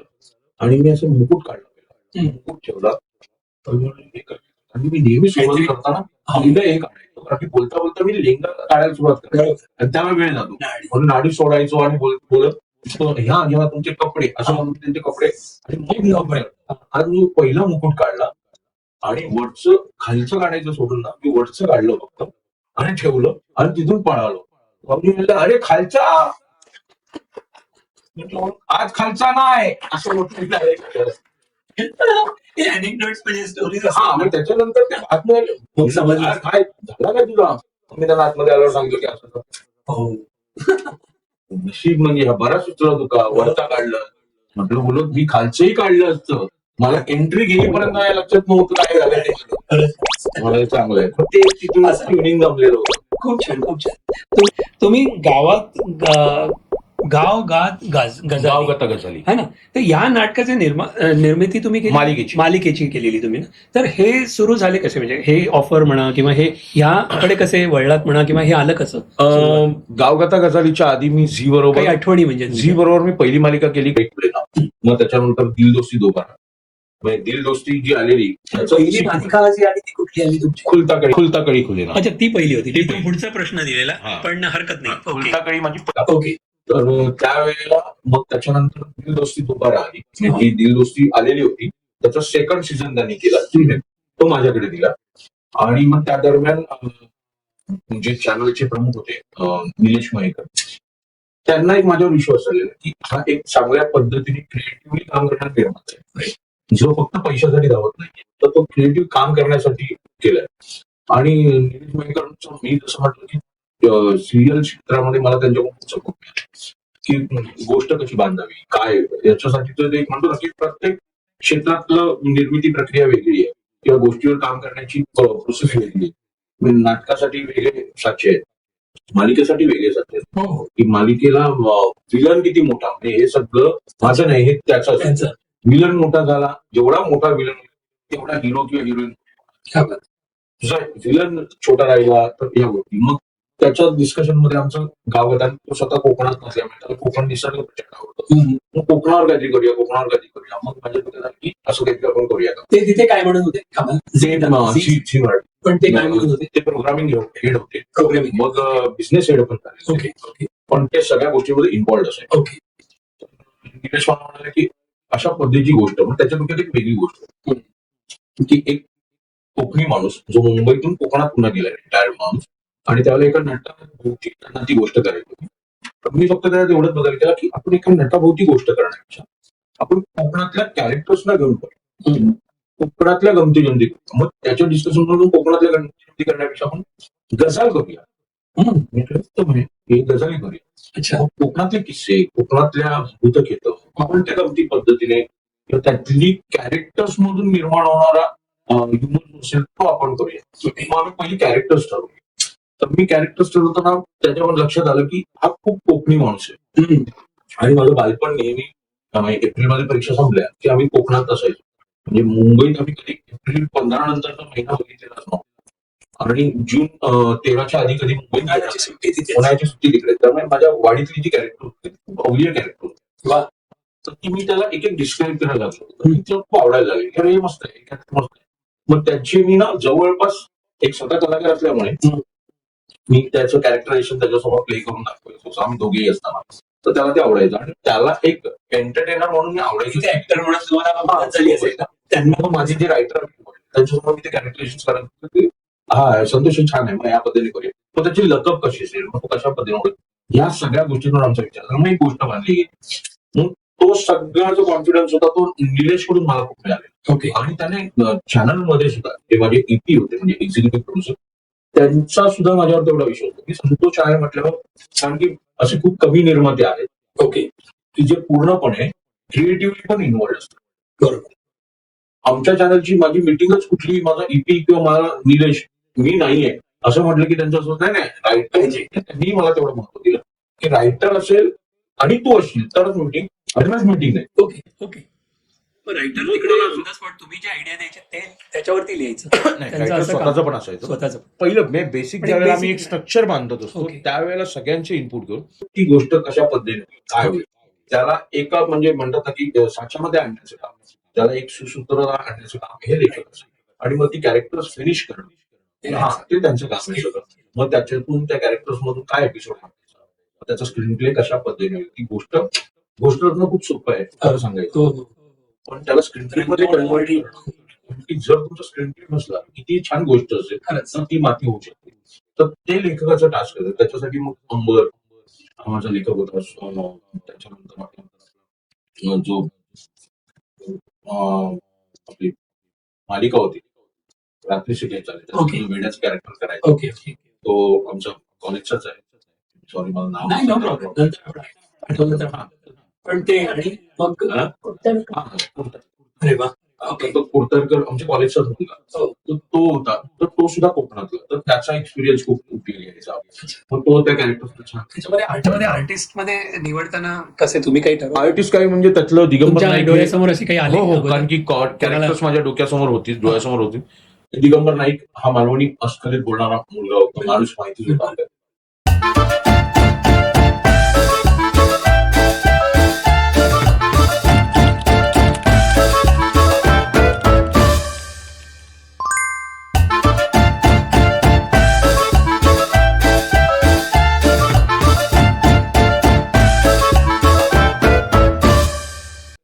स्वतः कुडतरकर मालवणी असल्यामुळे त्याने त्यातलं एक कॅरेक्टर केलं मस्त. जे माझ्या डोळ्यासमोर होतंच, कारण की आमच्या वाडीत सेम संदीप नावाचं कॅरेक्टर होतं, ते रिक्षा चालवणारा आणि तो टिपिकल तुम्हाला त्याला पण किस्से होते आठवतात काही तुमचे? मला म्हणजे तो गावचे वगैरे. कारण तुम्ही कुठले ना कुठले तरी किस्से शेअर केले असतील हो, जे हो, हो. सिरियल माध्यमातून कुठेतरी आले असतील. नाही, अनेक किस्से म्हणजे है ते ना? सिरियल माध्यमातून म्हणजे मजेदार कॅरेक्टर ऍटलिस्ट. हा मी म्हटलं जसं की हा जो मी दिगंबर नाईकचं कॅरेक्टर केलं, हा.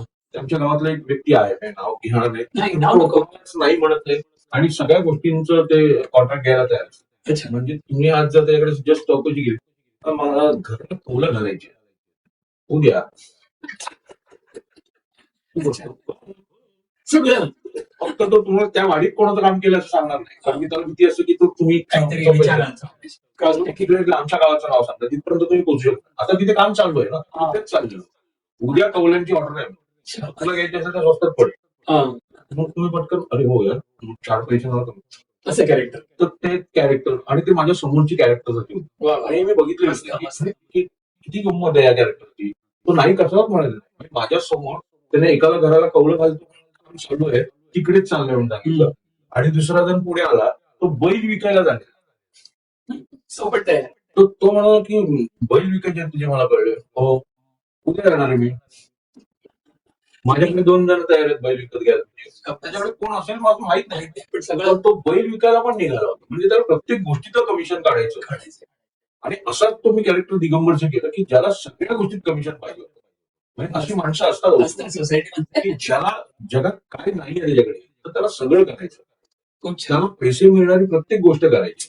तर ते कॅरेक्टर मी बघितलं होतं, तर ते मला कोकणातलं अनुभव माझ्या उपयोगाला आला. आणि अशा अनेक मोमेंट्स आहेत की ज्या भागवत गझालीमध्ये लोकांना दिसले, आणि त्याच लाईव्हनेसमुळे त्या लोकांना ती भावली आली.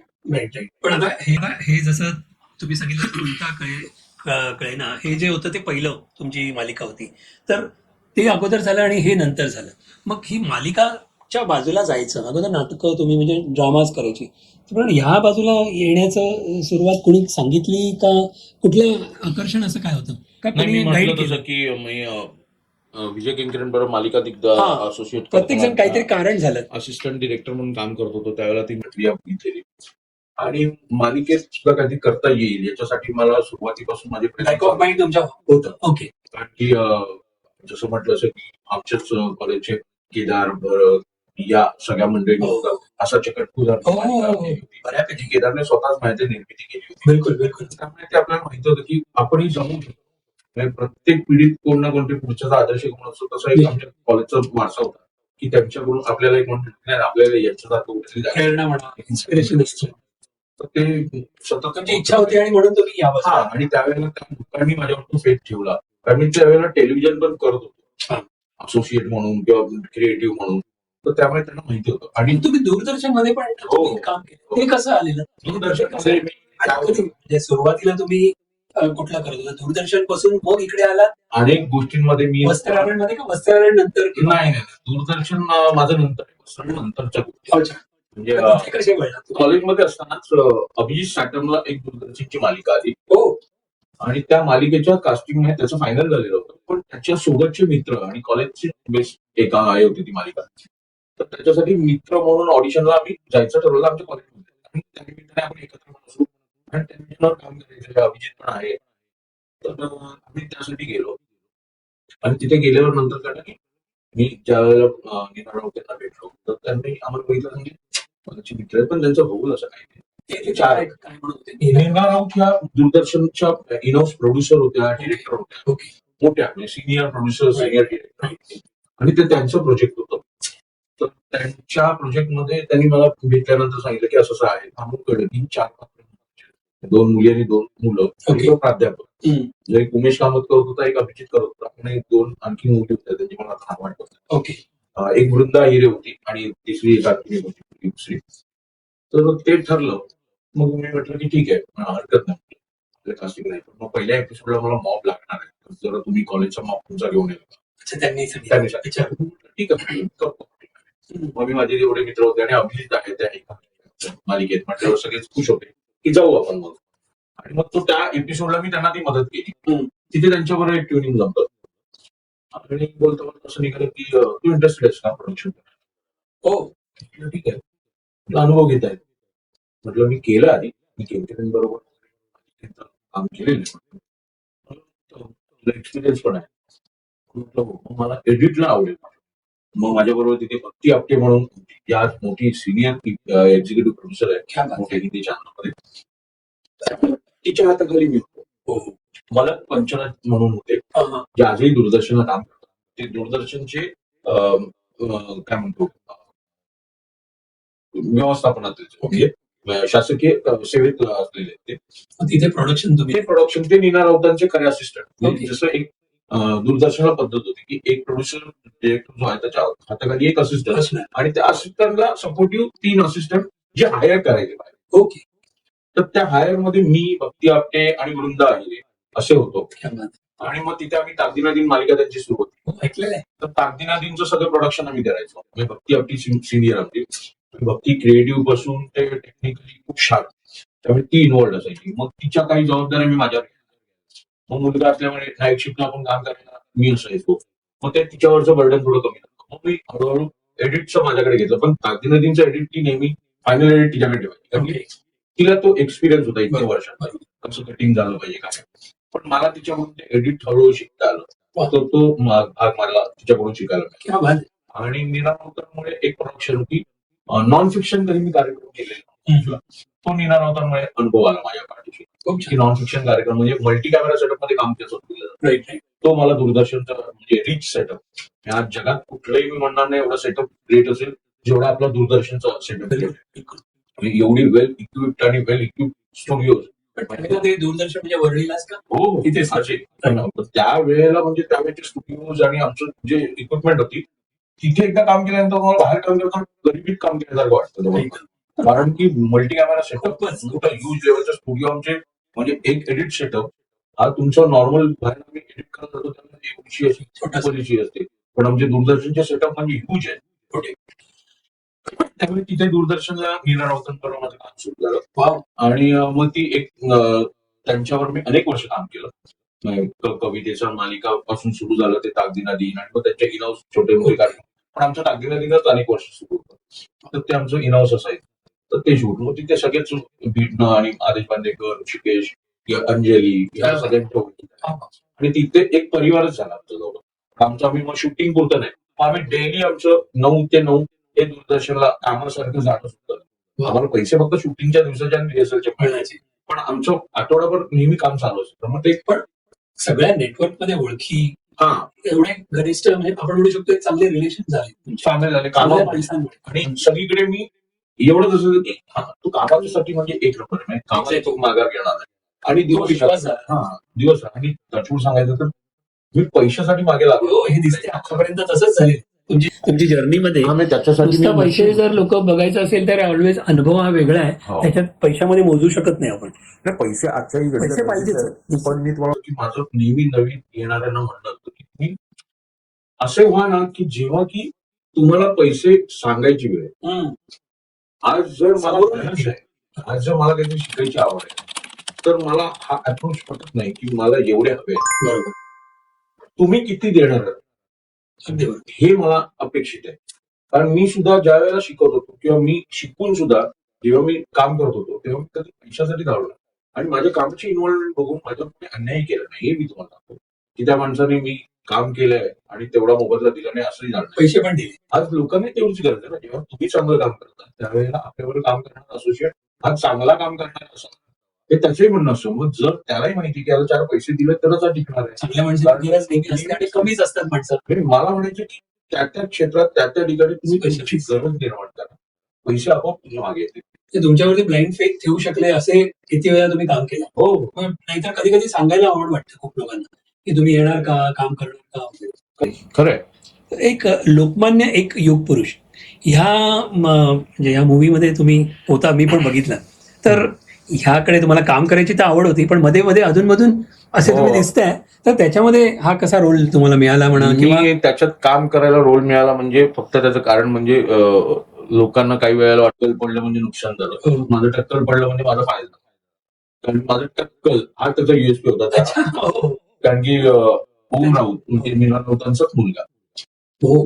तर तो माझा नीनाताईंबरोबर काम करत असल्यामुळे खूप चांगले संबंध ओळखीचे. क्या बात आहे. आणि तो ह्या सिनेमाच्या प्रोसेस दरम्यान मला त्याचं शिवाजी पार्कला ऑफिस हा माझा त्यांनी बघितलेला, आणि त्याने मला असं बघितलं की बहुत झाड्या झाड्यात काम करेल. कुठलं मी ऍक्टर आहे हे माहिती होतं, अमुक अमुक कॅरेक्टर परफेक्ट आहे, मला त्याचं टेन्शन नाही. तो विक्रम गायकवाडांना माझा फोटो पाठवला, त्यांनी लुक माझा तर ते खूप म्हणजे त्यांनी माझा मेकअप केल्यावर ते म्हणाले त्या फिल्ममध्ये एक उत्तम म्हणजे परफेक्ट कॅरेक्टर तुझं झालं वगैरे. तर ते त्याच्यातून मला ते काम आहे. बाकी असं विशेष मी त्याच्यासाठी स्ट्रगल केला वगैरे असं काय.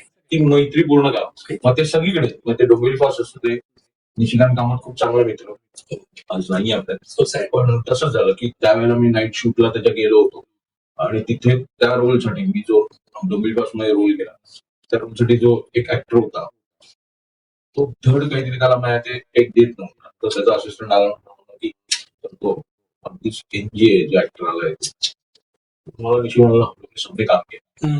म्हटलं मग तू पण काम करतो म्हटलं नाही, म्हटलं तुम्हाला 2 मिनिटासाठी कोरोना पूर्ण कंट्री करणार नाही नाही नाही यू छोडते ठीक आहे. आणि त्याने त्याच्यात मला ते काम करायला लावलं. म्हणजे तो माझ्या अनेकांनी तो सिनेमा बघून तुम्ही डोंबिवली फास्ट मध्ये काम केलं, कारण की रोल एवढीचाच आहे, अगदी छोटीशी एंट्री आहे, पण तो खूप महत्वाचा आहे. कारण की संदीप कुलकर्णी जो ओव्हरऑल सिनेमामध्ये सगळं प्रकार करत असतो त्याची पोलिसांना माहिती देणारा माणूस रेल्वे मधला तो मी होतो. त्यामुळे इम्पॉर्टंट त्यामुळे माझं त्या कॅरेक्टरचं इम्पॉर्टन्स आलं.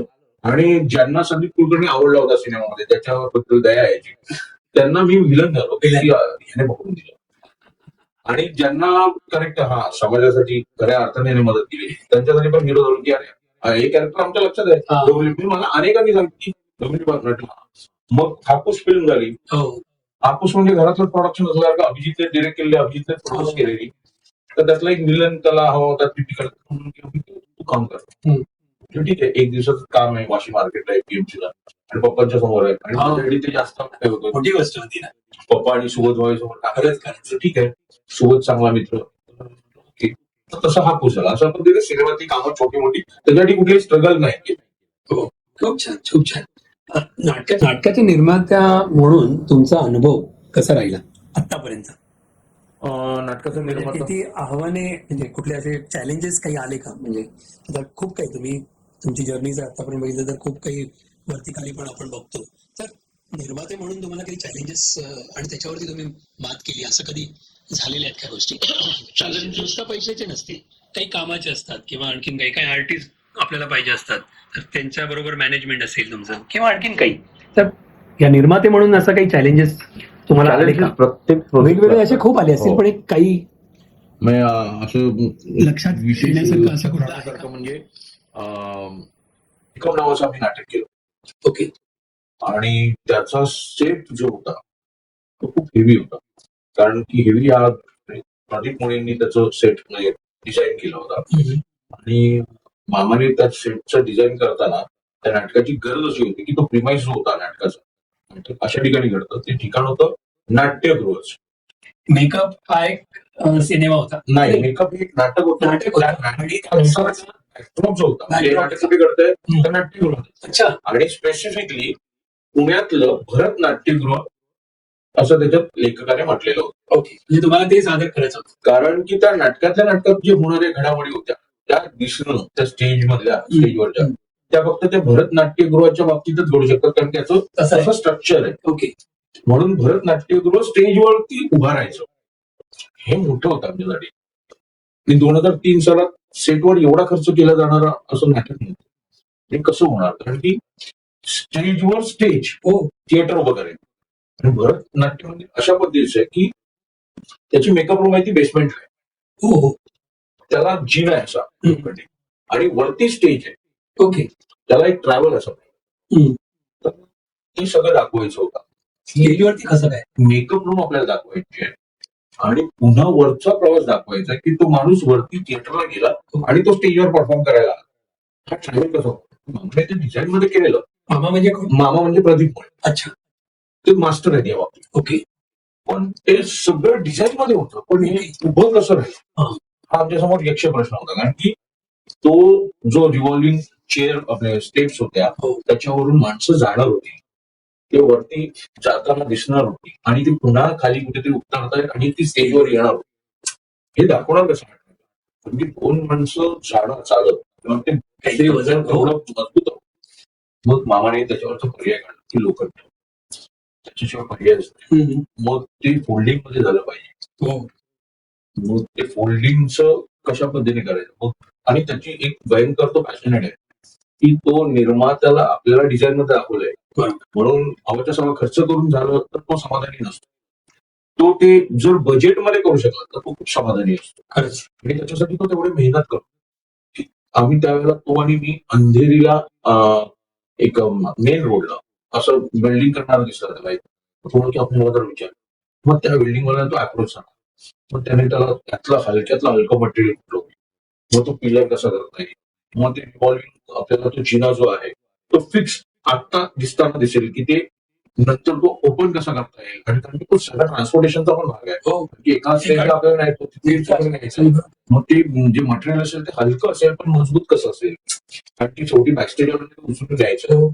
मग त्याचा सगळा विचार करून त्याने जे उभं केलं आणि ते ज्यावेळेला झालं त्यावेळेला असं आलं की स्टेजवर न घडणारी घटना आपण केली आणि ती मेकिंगसाठी आपल्याला खूप मोठी ती अचीव्ह केली.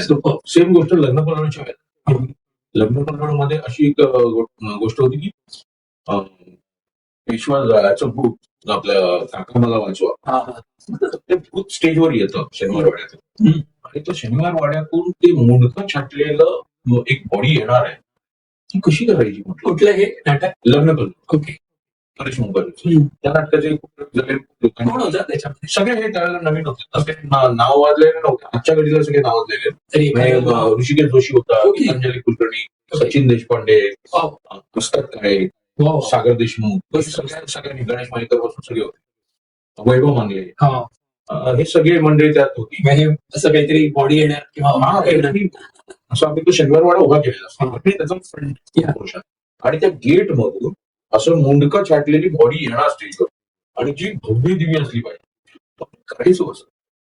त्याच्यासाठी आमचा मित्र त्यावेळेला कॉस्ट्युम्स केलेले, महेश शेरला, लालबागला ड्रेस जे आहे मयुरेश त्यांचाच पुतण्या आणि तो आमचा मित्र कॉलेजपासून. तर महेशने मग त्याच्यावर परेश आम्ही सगळ्यांनी बसून कसं काय करताय, मग तो आम्ही असं पद्धतीचं एक स्ट्रक्चर केलं. अजून एक आमचा मित्र अजय पुजारी म्हणून जो सेट मेकिंग मध्ये आहे, बऱ्याच आज गुजराती नाटकाला सेट डिझायनर म्हणून नाव असेल. ओके तो तसा एक आर्टिस्ट आहे, तो मोल्डिंग फायबर मध्ये काम करणार, ओके फायबर वर्कवर काम केलेलं आहे. पण त्याचे डोक्यातली कल्पना आणि मयूचं डोकं ह्या पद्धतीने एक आम्ही स्ट्रक्चर बनवलं माणसाचं की ज्याला इथून इथपर्यंत असं मुंडकं छाटलेलं असं एक फायबरचं बनवून केलं. आणि ते जो आर्टिस्ट होता आमचा सचिन देशपांडे, तो स्वतः उंच होता, तो 6 फूट आहे. तर त्याला हेल्मेट सारखं घातलं पाहिजे जेणेकरून त्याच्यावरती अंगरखा वगैरे त्याचे कॉस्ट्युम्स येतील आणि त्याला श्वास घ्यायला त्याला दिसायला वगैरे दिसेल. पण जिथे त्याचं मुंडकं छाटलंय जिथे छाती आहे तिथे त्याचं डोकं येईल. आणि मग ते सगळं केलं आणि ते ज्यावेळेला दिसलं आणि ते म्हणजे लग्न करणं ही माझ्या आयुष्यातलं मी आतापर्यंत केलेल्या सगळ्या नाटकांच्या निर्मिती मला सगळ्यात आवडतं. एक म्हणतो ना की आपण काय केलं तर समाधान हे प्रोडक्शन केल्याचं समाधान आहे. तर लग्न करणं हे माझ्या आयुष्यात आतापर्यंतच केलेलं मी मला आवडतं प्रोडक्शन असेल तर ते लग्न युनिक म्हणून की ओव्हरऑल एकंदरीत मेकिंग मधली मजा आली. मी नाटकं अनेक माझी दर्जेदार पण एक आपल्याला म्हणतो ना की ह्या काही गोष्टी घडू शकत स्टेजवर, हे कसं होईल, या प्रश्नांचं उत्तर मिळेल की नाही मिळेल याचं उत्तर जे शोधताना मजा आली. तसं म्हणजे हे नाटक ना हे मामाने केलं, जसं मी म्हटलं की 2 स्पेशल मामाने हा. तर मेकिंग मोठं- मला काहीच नाही. मोठं नाही. मला फक्त काय आहे, पैशाची मदत केली की त्याचं बजेट सँक्शन केलं, लोक सगळे त्याचे. ह्यामध्ये पण ह्यामध्ये एक निर्माता म्हणून आम्ही खर्च कमी करून ती आयडिया तेवढीच क्रिएटिव्हली येण्यासाठी त्याच्यात कुठेही दिग्दर्शकाला अरे प्रोड्युसरने काहीतरी घाण केलंय आणि त्याचे पैसे वाचवले गेले असं नव्हतं, त्यालाही समाधान मिळालं पाहिजे, प्रेक्षकांना काहीतरी वेगळं बघितल्याचं समाधान मिळालं पाहिजे. या सगळ्या गोष्टी जमून आणण्यात माझा काहीतरी वाटा आहे याचं समाधान जे आहे ना, तुमचं contribution होतं. ते लग्न कल्लोळ होतं. वा वा. बघा असं म्हणतात की acting in place gives a unique feeling, but what is the responsibility of a working as a producer. म्हणजे तुम्ही ऍक्टिंग पण केली आणि प्रोड्युसर, ह्या दोघांच्या कामामध्ये अर्थात दोन्ही इम्पॉर्टंट आहेत, पण तरी रिस्पॉन्सिबिलिटी म्हणा किंवा ह्या गोष्टी तुम्हाला कशा दिसल्या तुम्ही करताना, आणि लोक करणार तेव्हा वेगळी. पण पहिलं तुमचं उत्तर की तुमचं मत, तुम्ही दोन्ही ऍक्टर म्हणून पण काम केलंय आणि प्रोड्युसर म्हणून पण काम केलंय, दोघांच्या जबाबदारीमध्ये थोडासा काहीतरी फरक. जबाबदारीमध्ये 100 निर्मात्याची जबाबदारी खूप मोठी जास्त. जबाबदारी आहे. कलावंत म्हणून पण जबाबदारी आहे, कारण कलावंत म्हणून तो रोल तो भूमिका लोकांपर्यंत पोहोचवणं, त्याच्यावरचा अभ्यास करणं हे तेवढंच मेहनती आहे. आता कित्येकांना असं वाटतं नटांना, जे नवीन येणारे जनरेशन की अभिनय म्हणजे जवळपास वडापाव किंवा भजी पोहोचल्यासारखी जायचं आणि मी भजी खाल्ली तसा अभिनय केलाय असं वाटतं. पण कित्येक आजही नट त्या भूमिकांचा अभ्यास करतात, रिसर्च करतात आणि त्याचा फायदा पण आहे. ते त्या लॉंग टर्मच्या दुसऱ्या टिकूनही आहे. बिलकुल. आणि तोच फरक आहे की आज जे भजी समजून अभिनय करणारे जे आहेत ना, ते त्या भजीसारखंच आहे की ती काही वेळापुरती खाली जाते आणि संपली जाते. बरोबर, शिळी होते. शिळी होते. लोक एन्जॉय नाही करत. एन्जॉय नाही करतात. पण ज्यांनी त्याचं एक भाकरी मानली आहे, तिला एक आपलं पॅशन मानलेलं आहे, ते लॉंग टर्मला काम करतात. तर त्या दृष्टीने मला अभिनयापेक्षा निर्मिती करणं ही मोठी जबाबदारी वाटते आणि मी त्याच्यात जाम एन्जॉय केलं. तुम्हाला दोघांमध्ये प्रोड्युसर म्हणा किंवा निर्माते म्हणून काम ते आवडते. आता मनापासूनच आवडते. अगोदर मग तुम्हाला ऍक्टर म्हणा किंवा यायचं होतं, काम करायचं होतं, पण तरी सुद्धा तुम्हाला प्रिफरन्स विचारला तर निर्माते म्हणून आवडेल. निर्माण आवडण्याचं कारण असं होतं की फक्त निर्मिती करता येतं अशातला भाग नाही, तर एक आपल्याकडे ना पालकत्व येतं पुढचं. आणि जे मला सुरुवातीपासून घ्यायला आवडलं, म्हणजे ते शाळा असू दे, कॉलेज असू दे, सगळे तुमच्याकडे बघणार. निर्माते म्हणून वेगवेगळं. हा, म्हणजे मला ती रिस्पॉन्सिबिलिटी, ती पालकत्व घ्यायला नेहमीच आवडलं की माझ्या नाटकात काम करणं पैसे पण जाणार, पण तरी सुद्धा ते घरातल्या वडिलांसोबत आहे ना. एक्झॅक्टली. वडिलांना माहिती असतं की हा चॉकलेट करणार त्याने काहीच मिळणार नाही, ह्याला सुद्धा. पण त्याला चॉकलेट खाऊन त्याला आनंद मिळतो ना, करायचं ते चॉकलेट दिलं जाणार आहे. Absolutely. असं मला कित्येकदा निर्माता नाटकाच्या बाबतीत ते होतं किंवा माझ्या बॅकस्टेज वाल्यांच्या बाबतीत ते होतं की मी तिथे तो विचार करत नाही की त्याने मला काय मिळणार आहे किंवा माझ्या प्रोडक्शनला काय मिळणार, त्यांना आनंद मिळणार आहे. बरोबर. त्यांना आनंद मिळणार हाच आनंद आहे. तर ते पालकत्व घ्यायला मला आवडतं. ते नट म्हणून नाही घेत आहे. पण दुसरे समजा जर कोणी, आता हे तुमच्या बाबतीत आहे, पण दुसरे कोणी निर्माते पण असतील आणि काम करणारे पण असे काही कलाकार आपण बघतो, तर त्यांचं मत त्यांचं कसं असेल तुम्हाला वाटतं? पण मी त्यांना- त्या वेळेला- ते त्यांचं प्रत्येकाचं मत असेल ते वेगळी. तुमचं मत काय म्हणतात? ते दोघांमधलं दोन्ही कामं इम्पॉर्टंट आहेत, पण निर्माते म्हणून त्यांना आणि ऍक्टर म्हणून त्यांना कुठलं काम जास्ती जबाबदारीचं त्यांना वाटत असेल? कोणालाही डेफिनेटली कोणालाही जबाबदारीचं काम म्हटलं तर ते निर्मात्याचं काम जबाबदारीचं वाटतं. कारण निर्मात्यासमोरचे टास्क अनेक आहेत. अभिनेत्यासमोर किंवा अभिनेत्रीसमोर ठरलेल्या टास्क आहेत, ती त्याला दिलेली वेळ पाळायची आहे, खूप काही गोष्टी विकास सांभाळायची आहे. त्याला आपल्या व्यतिरिक्त बाजूच्या गोष्टींवर फोकस नाही करायचं, त्याला स्वतःच्या कामावर focus नुसता फायनान्स नाही, पण बाकीच्या पण गोष्टी निर्मात्याला अनेक गोष्टी फोकस करायचे. निर्मात्याला फायनान्स बघायचं आहे, निर्मात्याला त्याची इतर मॅनेजमेंट, इतर व्याधी बघायची आहेत की कोणाचा काय प्रॉब्लेम झाला वैयक्तिक जरी, तरी त्या वैयक्तिक प्रॉब्लेम मधून त्याला बाहेर काढणं गरजेचं आहे. तो जोपर्यंत त्यात बाहेर पडत नाही तोपर्यंत तो माझ्यासाठी 100% काम देऊ शकणार नाही.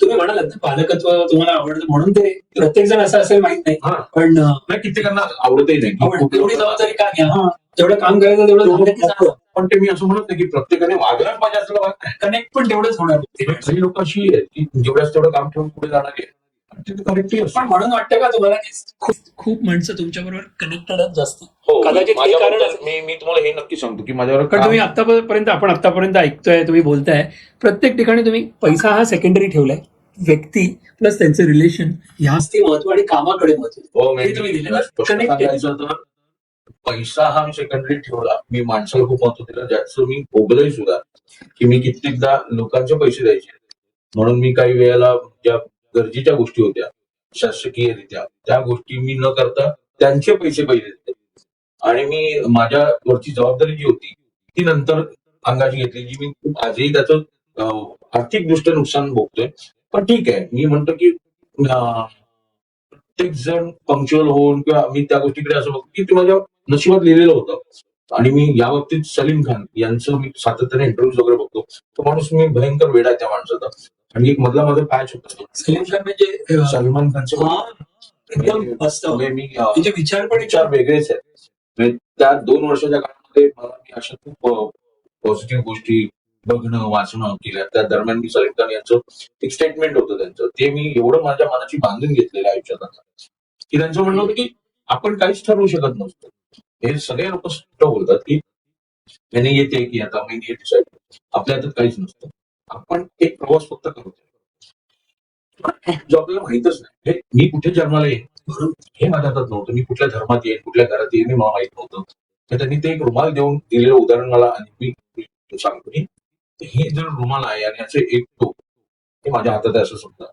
पण हे मी कुठे जन्माला येईन, कुठे घरात असेल, माझे वडील कोण असतील, माझी आई कोण असेल, हे मला माहित नाही. माहितीये का नाही, तर ते सोडतात असं. हे झालं एक टोक. ते दुसरं टोक आहे जे तुमचं मरण आहे. ते कुठे येईल, कधी येईल, कुठल्या वयात येईल, कुठल्या क्षणी येईल हे माहितीये का तुम्हाला नाही. आणि ते दोन्ही सोडतात. म्हणजे की मग ही दोन्ही टोकं जर तुमच्या हातात नसतील तर हा मधला प्रवास तुम्ही कसा काय डिसाईड करतो. म्हणजे त्यांचं म्हणणं असं होतं की म्हणजे आपण हातावर हात ठेवून बसायचं का, तर हो, हातावर हात ठेवून बसायचं, पण ते तुमच्या हातात नाहीये. तुम्ही जरी ठरवलं की मी आता काहीच करणार नाही असं म्हणून तुम्ही 2 मिनिटं शांत बसा, 5व्या मिनिटाला तुमच्या झोपेत जरी असाल तुम्ही आणि तुम्ही म्हणाल मी आता झोपलोय, मी आता काहीच करणार नाही, झाल्यावर एक माशी येऊन बसते, त्याला बरोबर हात घालावर जातोच ना. म्हणजे तुम्ही हा प्रकार केला, तुम्ही एक क्रिया केली. जर तुम्ही ठरवूच शकत नाही कुठलं, तर हे आता माझ्या आयुष्यात हे का घडलं याच्या विचारात ना, हे घडलं, पुढे चला. उद्या काय होईल हे आज विचार करून, आज चिंता करून, मी असं म्हणत की सगळ्यांनी म्हणजे सोडून द्यावं असं तर नाही. पण एखादं संकट आलं की त्या संकटाला पूर्णच बसण्यापेक्षा किंवा त्याच्यातच अडकून राहण्यापेक्षा ठीक आहे ना, मला ज्यावेळेला आनंद मिळतो त्यावेळेला परमेश्वराने मला का आनंद दिला याच्या विचारात मी नाही राहत. तो आनंद मी उपभोगतो. मग दुःख दिल्याने मला दुःख का दिलं याचा विचार करण्यापेक्षा मला उद्याचा दिवस सुखी आनंदी कसं मिळणार याचा विचार करूया ना. त्या दुःखाच्या नको मागे राहूया. ती घडली घटना, मी काहीतरी चुकलो असेल म्हणून ते माझ्या बाबतीत घडलं. ठीक आहे, मला आता ती चूक न करता पुढे जाऊन आयुष्यात आणखीन काहीतरी चांगलं करायचं. ह्या विचाराने जगायला लागलो ना तर मला वाटतं ते टेन्शन मी खरंच आता मी बिलकुल टेन्शन घेत नाही त्या गोष्टीचं की मला उद्या काय होईल, मग काय होईल. मी जर अमुक करणार असेल तर ते माझ्याकडून होणार आहे. मी जर अमुक माझ्याकडून होणार नसेल तर मी कितीही आपटली तरी ते होणार नाहीच आहे. त्यामुळे मी ह्या विचाराने चाललोय. माझं काम एवढंच आहे, मला ज्या क्षेत्रात देवाने दिलंय किंवा मला जे येत आहे ते प्रामाणिकपणे करत राहायचं. त्यातलं यश अपयश हे माझ्या हातात नाहीये. मी जरी किती ठरवलं, मी उद्या अमिताभ बच्चनला घेतोय, मी राजकुमार संतोषीला घेऊन दिग्दर्शन करतोय, मी अमुक ह्याला घेऊन हे करतोय, असं जर ठरवून छान झालं प्रत्येकाने हिटच केले असते, चांगलंच केलं. म्हणजे कोणच लॉस मध्ये नसतं ना. पण असं होत नाही. किती वेळ त्या वेळेला ती जमलेली भट्टी की ते यश अपयश सगळ्या गोष्टी आहेत. त्यामुळे चांगलं काम करूया, प्रामाणिकपणे करू, एवढंच मनाशी ठेवलंय आणि तसंच चाललंय आता. खूप छान. जस्ट त्याच्यावर तुम्हाला बोलायचं असेल तर कनेक्टेड वरती मी बोललो की तुम्ही कनेक्टेड आहात लोकांची, आणि तुम्ही मी चांगल्या तऱ्हेने सांगितलं, पण तुम्ही ते म्हणाला की त्याचं मी भोगलो पण. हो, म्हणजे भोगलो इन द सेन्स कुठलं, म्हणजे त्रासाच्या हिशोबाने तुम्ही म्हणताय का? मी राष्ट्रीय हिशोबात सांगायचं असेल तर असं काही सांगायला मला काहीच नाही, कारण की लपवण्याची गोष्ट नाहीये. काही मी असेल. त्या दरम्यान त्या चॅनलवर काम करतो, त्यांचा एक ठराविक जीएसटी जो दिला जातो तो त्या दरम्यान माझ्याकडून क्रेडिट भरला गेला नाही. तो त्या वेळेला माझे इतर चॅनलमध्ये अडकलेले पैसे ते तिथून येणार, मग मी लोकांना देणार. या बदल्यात त्या चॅनलने जे माझ्याकडे पेमेंट दिलं त्यांचं पेमेंट जे जीएसटीला भरायचं होतं ते मी लोकांना दिलं. हो. आणि मी तिथून लोकांचे पैसे क्लिअर केले. मी जीएसटी माझ्या अंगावर पडला. आज त्या गोष्टीमध्ये मी अडकलो. पण त्या दरम्यान सुद्धा माझ्या ह्या गोष्टी किंवा मला कुठलंही व्यसन नाही. मी या क्षेत्रात इतर मार्गाने जे लोक पैसे उडवतात तसं उडवणार नाही हे लोकांना माहिती असल्यामुळे लोकांनी माझ्यावर तो विश्वास ठेवला. मग माझ्या अवतीभोवती असलेल्या माझ्या मित्रपरिवाराने मला जीएसटी संबंधित चांगल्या अधिकाऱ्यांची गाठभेट करून दिली. आज त्यांनी मला त्याच्यातून अनेक मार्ग काढून दिले. आज माझं होत आहे त्याच्यात, मी बाहेर पडतो. हे त्याच्यातून मार्ग मिळाले त्या लोकांनी. आपल्याला वाटतं की मग मी हा विचार केला की ठीक आहे ना, मी जीएसटी बुडवला नाहीये ना, मी गव्हर्नमेंटला सांगितलं होतं की मी एवढं भरणार आहे. मी लपवला नव्हता कुठे, मला भरता आले नाही, ही माझी मी चूक मान्य केली. त्याच्यावर इंटरेस्ट पेनल्टी जी काय असेल ती गव्हर्नमेंटची आहे, त्याच्यावर तर गव्हर्नमेंटची अमेनिस्टी आली. त्या अमेनिस्टी मधून मी आता माझं जी काय मुद्दल रक्कम आहे ती भरण्यासाठी माझी प्रोसेस चालू आहे. त्या गोष्टी करत गेलो. पण हेच जर मी त्यावेळेला फक्त लोकांचा विचार केला नसता आणि हे केलं असतं. हे मी त्या वेळेला ठेवलं असतं व्यवहारिक, तर ते झालं असतं. पण मी असं म्हणतो नाही होत ना. फायनान्शियल बॅलन्स शीट बरी झाली असती, पण लोकांची बॅलन्स शीट हा. कदाचित ती आणि माझ्या मते मी फायनान्शियल बॅलन्स माझं वय आहे, मी आज काही म्हातारा नाहीये, नाही. अजूनही पुढची 20-25 वर्ष मी काम करतो. फायनान्शियल बॅलन्स शीटच्या मागे राहिलो असतो आणि लोकांना बुडवत राहिलो असतो तर ती मला पुढे मिळाली नसते. किंवा आज ज्या काही वावड्या असतील की अरे नाही तो इकॉनॉमिकली बुडाला, बुडालोपेक्षाही मला माझे व्यवहार चुकले असते. मी कोणाचे वैयक्तिक पैसे बुडवले नाही. मी ज्यांच्याकडून घेतले त्यांचे पैसे दिले, ज्यांची कामं केली त्यांनी कामं केली त्यांचे पैसे दिले. मी शासनाला पैसे दिले, मी शासनाच्या गोष्टींसाठी लायबल आहे, ते मी करतोय. खूप छान. तर मी ज्या कर्ज ज्यांच्याकडून घेतली त्यांच्याकडून घेतलेल्या मुद्दल रकमेपेक्षाही इंटरेस्टच्या मोठमोठ्या रकमा दिलेल्या आहेत. म्हणजे मी ज्याच्याकडून मुद्दल अमाऊंट 5 रुपये घेतली आहे त्याला मी 50 रुपये इंटरेस्ट दिलाय. हो बापरे. म्हणजे मी तुम्हाला हेही सांगतो की आज त्यांची ही हिंमत नाहीये माझ्याकडे की आमचे तू पैसे बुडवले सांगायचे. कारण माझ्याकडे त्यांच्या बदल्यात मी तुम्हाला सांगायचं तर देवाने म्हणतात ना की मला व्यवहार ज्ञान नाही, व्यवहार ज्ञान नाही असं मला माझ्या घरातले सातत्याने म्हणायचे. पण माझ्या देवाने मला अपरोक्ष मी त्यांना देताना पैसे मी सगळे वाईट नाही दिले, त्यांनी मला ब्लॅक नाही दिले. मी आज जर शासकीय दृष्ट्या पुरावे द्यायला गेलो तर ते माझे कर्जबाजारी होतात. म्हणजे अपराजित तुम्हाला कळतं की मला तुम्ही त्यावेळेला एक मला गरज होती म्हणून 5 रुपये दिले. मी ते 5 रुपये तुम्ही देताना मला कॅश मध्ये दिले. मी त्या बदल्यात तुम्हाला अनेक वर्ष इंटरेस्ट देत होतो, जो सुद्धा काही पॉइंट्स मधले आहेत ते आकडे, ज्याच्यावर तुम्ही दिलेले 5 रुपये आणि मी तुम्हाला इंटरेस्ट स्वरूपात दिलेले 100 रुपये आहेत. हे 5 रुपयावर तुम्ही जवळपास 55 रुपये कमवून जाणार आणि मी देताना ते तुम्हाला ब्लॅक नाही दिले, ते तुम्हाला व्हाईट नाही दिले. तर हे मी काय ठरवून केलं नव्हतं, हे माझ्याकडून त्यावेळेला परमेश्वराने करून घेतलं की मी व्हाईट मध्ये दिले. त्यामुळे आज झाले असं तुम्ही मला 5 रुपये दिले ना, मी किती दिलेत बघा. मी किती दिलेत बघा. हिशोब आज मी कोणाला इंटरेस्ट देत नाही, पण माझी नियत चांगली आहे. मी कधी ना कधी माझं जेव्हा मी देईन त्याचे, पण आता मी कोणाला इंटरेस्ट नाही देणार, मी स्पष्ट सांगतो. यावरून धडा आपल्याला काहीतरी मिळाला असेल, लेसन, जो म्हणजे तुमच्यासारखे पण कोणी आपण म्हणतो नाही, मला धडा असा मिळाला की म्हणजे त्यातून कोण निर्माते असतील म्हणा किंवा त्यांना पण म्हणजे आपण कुठे चुकतो कधी कधी. नाही, पण मला चला त्यातून याच्यावरून- एक धडा मिळाला हा, म्हणजे की हे पुढे जाऊन बाबा हे नाही करणार मी मार्केटमधून पैसे जे उचलून कामं केली ती न करता माझी बॅलन्स शीट प्रॉपर होती. जर मी त्याच्यावर फोकस राहिलो असतो, फक्त क्रिएटिव्ह न राहता आणि कुठे निर्दयीपणे न होता सुद्धा, म्हणजे मी असं म्हणत नाही की माणुसकीसाठी म्हणून मी सगळं, पण त्यावेळेला मलाही ती गणित बांधली पाहिजे. ती मी फक्त क्रिएटिव्ह असून चालत नाही. तर निर्माता मला प्रॅक्टिकल सुद्धा असलं पाहिजे. ही काय मी माझं कौतुक आहे किंवा मी कसा ग्रेट होतो किंवा मी चूक जरी केली असली तरी मी तसा इमोशनल सांगत नाहीये. मी मूर्खपणा केला त्यावेळेला. तुम्हाला कळलं नाही, काही लोकांना कळत पण नाही. मी त्याला कोणाला जबाबदार आज आपल्याला माहिती पडते की कोणाला कोणाला ही चूक करू नये. त्याला मीच जबाबदार आहे. मी त्यावेळेला लोकांचे पैसे द्यायचो होतो म्हणून शासनाचे पैसे पुढे हे मी कारण देतेही नाही. मी आज तुम्हाला सांगताना सांगतो, बरं, त्यांची देणं ही सुद्धा माझी जबाबदारी आहे, शासनाचे देणं ही सुद्धा माझी जबाबदारी आहे. बिलकुल. पण हे सांगणं बॅलन्सिंग करणं आलं पाहिजे. हे कॅल्क्युलेट नाही केलं. थोडं कॅल्क्युलेशन मिसकॅल्क्युलेट झालं. आजही माझे अनेक चॅनलमध्ये पैसे अडकले. मी त्यांची नावं नाही घेणार. मी नावं घेऊन मला कुठेतरी ब्लॉग न्यूज मध्ये यायचं नाही, असं मला त्या धंद्यांमध्ये कुठेही पडायचं नाही. मला माझ्या कर्माला कॉन्शियन्स क्लिअर आहे. मी जसं म्हटलं मी ज्यांना देणं लागतो त्यांचं देण्याची माझी नियत साफ आहे. जर मी देणार असेल तर देणार आहे. तसंच मी घेण्याच्या बाबतीत ठेवलंय. जर चॅनल कडून मला येणार असतील तर ते माझे येतील. यायला पाहिजे. मी फक्त लोकांच्या पैसे जे माझे अडकलेले त्याच्यासाठी खूप फाईट केली आणि त्यांचे पैसे त्यांच्यापर्यंत मिळाले याचं मला समाधान झालं. खूप छान. जे काही चॅनल ते माझे असतील, मला कुठे भरायचे असतील, पण त्याच्यासाठी मी एवढंच म्हटलंय, जसं मी देण्याच्या बाबतीत ठरवलंय ना, मी जर परागजींना 10 रुपये देणं आहे तर ते मी देणार असेल तर ते ज्या वेळेला येतील त्यावेळेला देईल. त्यांची वेळ ज्या वेळेला त्यावेळेला. तसंच मी घेण्याच्या बाबतीत पण ठरवलं की या चॅनल तुम्हाला यायची असतील तर ती ज्या वेळेला वेळ असेल त्यावेळेला येईल. मी प्रयत्न करत आहे, पण ते आले नाहीयेत म्हणून डोक्याला हात लावून बसलं, मी कामच सोडलं. थांबून राहण्यापेक्षा पुढे जायचं. जे मी 2-2.5 वर्ष केली ती मी थांबलो. तिथं काही उत्तर पण नाही येणार आहे. मी असंही म्हणतो की त्यावेळेला मे बी थांबलो कारण की त्यावेळेला माझ्याकडे दुसरा सोर्सही नव्हता. मला माझ्या भोवती मी हे नाटक पुरुष आता सुरू झालं ते सुद्धा माझ्याकडे नाटक नव्हतं. माझा मित्र श्रीकांत तटकरे म्हणजे माझ्याकडे मॅनेजर म्हणून होता, जो आज स्वतः एक वैयक्तिक निर्माता म्हणून उभा आहे. मला कधी त्याची वाटलं नाही की अरे माझ्याकडे काम करणार मॅनेजर आज निर्माता, तो मला अभिमान वाटेल. त्याने जेव्हा नाट्याची बस घेतली त्याच्यासाठी बससाठी मी त्याला पाठिंबा दिला वा. की तू बस घे, तू त्याच्यासाठी बँकेसाठी मी सपोर्ट करतो. त्याला बँकेतल्या 4 गोष्टी, मग त्याच्याबरोबर माझा मेकअप जो होता संदीप नगर, त्या दोघांनी मिळून घेतले. तर त्यांना त्यावेळेला बँकेचा सपोर्ट कसा घ्यायचा माहिती होतं, त्यावेळेला मी मदत केली. तो माझं कधी मी मुद्दाच केला. त्यामुळे ती माणसं आज माझ्यासाठी पाठीशी आहेत. ऑलवेज हेल्पिंग हँड आहे तुम्ही सगळ्यांसाठी. ती सगळ्यात माझ्यासाठी आहे. आज त्या श्रीकांत बरोबर बोलताना त्याने मला सांगितलं, मी इमिजिएटली त्याच्याकडे ती मुवमेंट जी पुरुष नाटकाची आहे, ती पुरुष नाटकाबद्दल माझ्याशी बोलणं झाल्यावर मी इमिजिएटली दळवींच्या मुलाला भेटणं, त्याच्याकडून काही शिकणं, पण ते मला त्याच्याकडून आलं. का त्याच्याकडे पैसे नव्हते, त्याच्याकडे पैसे होते, पण त्याला कुठे वाटलं हे माझ्यापर्यंत सांगावं, ते प्रारंभ होतं.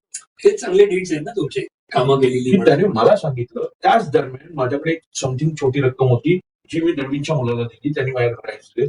शरद पोंक्षांचं ठरलेलं एक नाटक होतं, हो, जे नाटक त्यांनी थांबवलं आणि थांबलं, त्यांनी जाळलं आणि त्यांनी पुरुष स्वीकारलं. हो. बरं, त्याला आम्ही ऑफर दिली की निर्माते म्हणून या, तो निर्माते म्हणून आला आणि आज आमचं एवढं छान ट्युनिंग आहे. खूप छान, खूप छान. म्हणजे आज मस्त. व्यवहाराची आणि तारखांची जबाबदारी मी आणि श्रीकांत बघतो. वा. आज निर्माता म्हणून आमचं प्रतिनिधित्व फक्त शरदच करतो. आम्ही त्याच्यातही आम्ही आमचं क्लिअर ठेवलं. कसे आहेत होते? एक नव्हतं. मी माझं प्रत्येक वेळा म्हणणं आहे की वैयक्तिक म्हणाल तर शरद दादासारखा माणूस नाही. त्याने ज्यावेळेला मनापासून करतो तुमच्यासाठी काही करेल, पण तुम्ही त्याच्या उगाचच काहीतरी चुकीच्या पद्धतीने ते कोणाचंही तत्व नाही. एक्झॅक्टली. आणि प्रत्येकाची जी तत्व आहे तिथे ती त्याच्याकडे आहे, त्याचे विचार किंवा त्याचं जे काय त्याचं आपण फॉलोइंग त्याला रिस्पेक्ट द्यावा. त्याच्यामध्ये त्याच्यामध्ये आणि मला त्याचं आवडलं एकच की मी असं म्हणत नाही की मी हिंदुत्ववादी विचारांचा प्रस्कर्ता आहे किंवा मी गांधी हत्येचा समर्थक आहे, हे त्याचंही म्हणणं नाही. त्यालाच आवडलं. एक्झॅक्टली. तो आजही कोणी गांधींनी शिवी दिली तर त्याला तो किती चिडतो. हो, बरोबर. आणि त्यांचा ग्रेटनेस तुम्ही मान्य करा. गांधींना शिवी देण्या इतपत त्याचं म्हणणं आहे कोणी मोठा नाही. एक्झॅक्टली. माझे विचार त्यांचे विचार मिळत नसतात, मी विचारांचं माझी मतभेद आहेत, पण तो माणूस म्हणून मोठा आहे.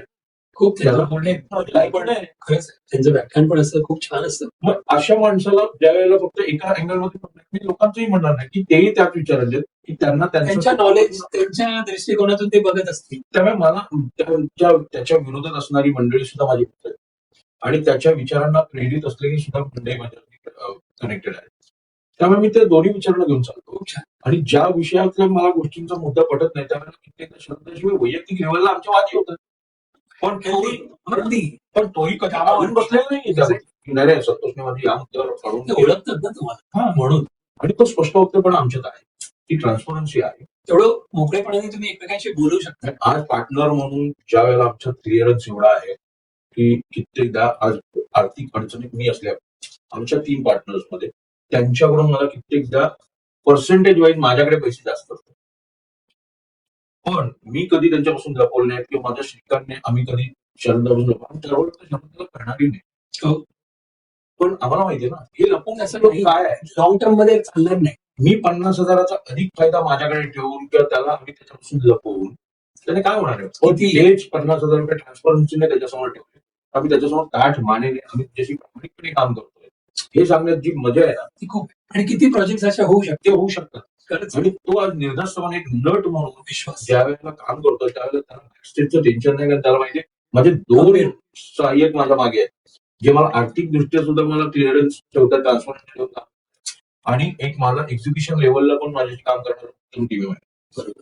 म्हणजे जी आम्हाला एक त्याचा सपोर्ट आहे की एक ऍक्टर निर्माता आमच्या बरोबर आहे, दोघांनी. तसा त्यालाही तो कॉन्फिडन्स आहे ना खूप छान. की माझ्या अपरोक्ष माझे पार्टनर खूप प्रामाणिकपणे काम करतात. खूप छान. हे आम्ही पहिल्या दिवशी ठरवलंय. आम्ही शरद नव्हते डिस्कशन मध्ये, पण हे माझं आणि श्रीकांत लागेल सो नाईस. ते तुझ्याकडची पण ट्रान्सफरन्सी राहील. Very nice. 5 रुपये नाही, 100 रुपये लागेल.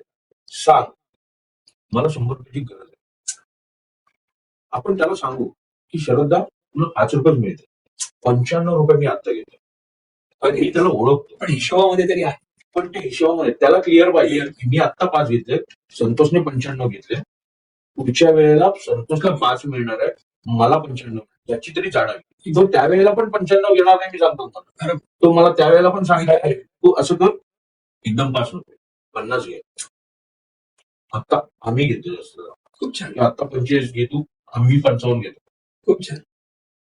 मला विचारायचं होतं की मध्ये मी एकदा टीव्हीवरती का तो किस्सा झाला, ते सांगू शकाल का? म्हणजे तुम्ही पण होता असं दिसलं मला. हो त्यावेळेला ब्लाइंड झाले आणि ते ऍक्च्युली म्हणाले हो. आणि तो इन्सिडेन्स प्रेक्षकांसाठी एकदा सांगू प्रेक्षकांसाठी शकाल? म्हणजे काय वेळ झालेलं म्हणजे तो एक्झर्शन अति झालं होतं. ओके. तो एवढा बिझी आहे. तो सीन चाललेला होता. हा सीन चालू होता त्याला त्या सीन मध्ये म्हणजे त्या सीनच्या आधीच्या सीन मध्ये सुद्धा तो सीन त्याने अगदी मारून गेला. हो. म्हणजे ती वेळ फक्त अचानक घडलं नव्हतं ते. हा, हा. त्याच्या आधीच्या दृश्यामध्ये सुद्धा त्याने जी वाक्य घेतली तो सीन खूप एडिट करून त्याने जे काही म्हणतात ना तोडकं मोडकं करून त्याने ती वेळ मारून नेली. हो. पण एका पॉइंट म्हणतात ना की पाणी कमी होत जातं तसं रक्त पुरवठा एका लेवल पर्यंत असेल ठीक आहे आठवलं पहिल्या सीन मधली 5-10 वाक्य आठवली आणि ज्यावेळेला तो फायनल त्या सीन पर्यंत आला त्यावेळेला अगदीच तो शून्यावर आलेला. काय झालं नक्की तिकडे त्याला स्टेजवरती? फक्त नाटकातला काही आठवत ते स्टेजवरती होते, उभे होते, बसले हो होते. नाही तो उभा होता आणि त्याला ते सडनली त्याला ते असं झालं की त्याला नाटकातलं वाक्य म्हणजे त्याला स्मृतिभ्रंश नव्हता झाला. Okay okay. म्हणजे तो आम्हाला ओळखत नव्हता असं काही नव्हतं. ओळखत नव्हता अशातला भाग नाही. म्हणजे ते स्वतः त्याला शरद सगळं पोंक्षे कळतं. माहिती त्याला होतं. स्वतः शरद ते पोंक्षे वाक्य आठवत. त्याला ती त्या वेळेतली ती वाक्यच आठवत नव्हती. इव्हन नंतर काही वेळा आम्ही तालीम केली त्यावेळेला वाचनात स्पृहा जी वाक्य घेत होती आणि मग स्पृहा त्याला सांगत होती की तू या वाक्यावर हे म्हणतो हे मी म्हणतो हो काय बात आहे. हे मी बोलतोय नाटकात. तर ते अशा पद्धतीने तो ब्लॉक आला त्या क्षणी. पण आणि किती वेळाचा असं? त्यावेळेला ते नेमकं आमच्या प्रयोगामध्येच एक डॉक्टर महिला होत्या त्या आल्या त्यांनी खूप मदत केली आणि त्यांनी त्यांना जी काही एनर्जी देणं होती गरजेची होती ती औषधं दिली आणि त्या मॅडम म्हणाल्या की बाकी काही नाही त्यांना आरामाची गरज आहे. नितांत झोप गरजेची आणि हे आम्हाला माहिती होतं कारण की तसं इथे सातत्याने तो काम करतो. म्हणजे नाटकाच्या तालमी सुरू असताना इतरांना ज्यावेळेला दिग्दर्शकामुळे किंवा इतर कलाकारांना इतर कामांमुळे गॅप असायची त्यावेळेला त्यांना इतर वेळेला आराम मिळायचा. पण शरदाला नाटकातून गॅप असली की व्याख्यान मग त्या व्याख्यानांचा तो प्रवास होतो. पण तो अनेक ठिकाणी व्याख्यानांचे प्रवास बाय रोड त्यामुळे त्या प्रवासात सुद्धा कितीही म्हटलं तरी ड्रायव्हर असेल गाडी छान आहे त्याची पण शेवटी प्रवासातली झोप आणि एका आपण निवांत एका ठिकाणी स्थिर झोपणे वेगळंच आहे. रात्रीची झोप लेट नाईट प्रवास तो उशिरा कुठेतरी पोहोचलोय मग त्याचं टेन्शन मग त्या ठिकाणी जाईपर्यंत सुद्धा त्या स्क्रिप्टवर म्हणजे पुरुष नाट्याच्या तालमी होत्या बरोबर त्याला तेही असेल की सगळ्या कलाकारांना तालमी मिळतात मला तालमी मिळत नाही मग तो एकटा असताना ते सतत वाचत राहणं तर ते सुद्धा प्रेशर म्हणजे मेंदूला शांतताच नव्हती आणि त्या सगळ्याचा जो प्रकार झाला तो प्रकार घडला आणि हार्डली 2-3 तासाच्या झोपेनंतर तो अगदी फ्रेश होता. संध्याकाळचा रात्रीचा प्रयत्न नाही अगदी म्हणजे नाटकात एक वाक्य इकडचं तिकडे न होता त्याने केलं. खूप ती वेळ होती फक्त ते. So nice. तुम्ही अथर्व थिएटर सुरू केलं त्यामागची प्रेरणा काय होती आणि अथर्व हे नाव कुठून असं काही अथर्व हो तेच नाव का असं तुम्हाला वाटलं? अथर्व ही आमची कॉलेज पासूनची एक संस्था आम्ही निर्माण केली होती अथर्व थिएटर्स करण्यामागचं कारण अथर्व थिएटर्स हे नंतर थिएटर्स आम्ही लावलं आधी अथर्व अथर्वच्या अंडर आम्ही कॉलेजमध्ये असताना आम्ही वार्षिक पिकनिक गोवा वगैरे अशा करायचो. हो तर त्याचे आम्ही डेलीचे पैसे जमा करायचो.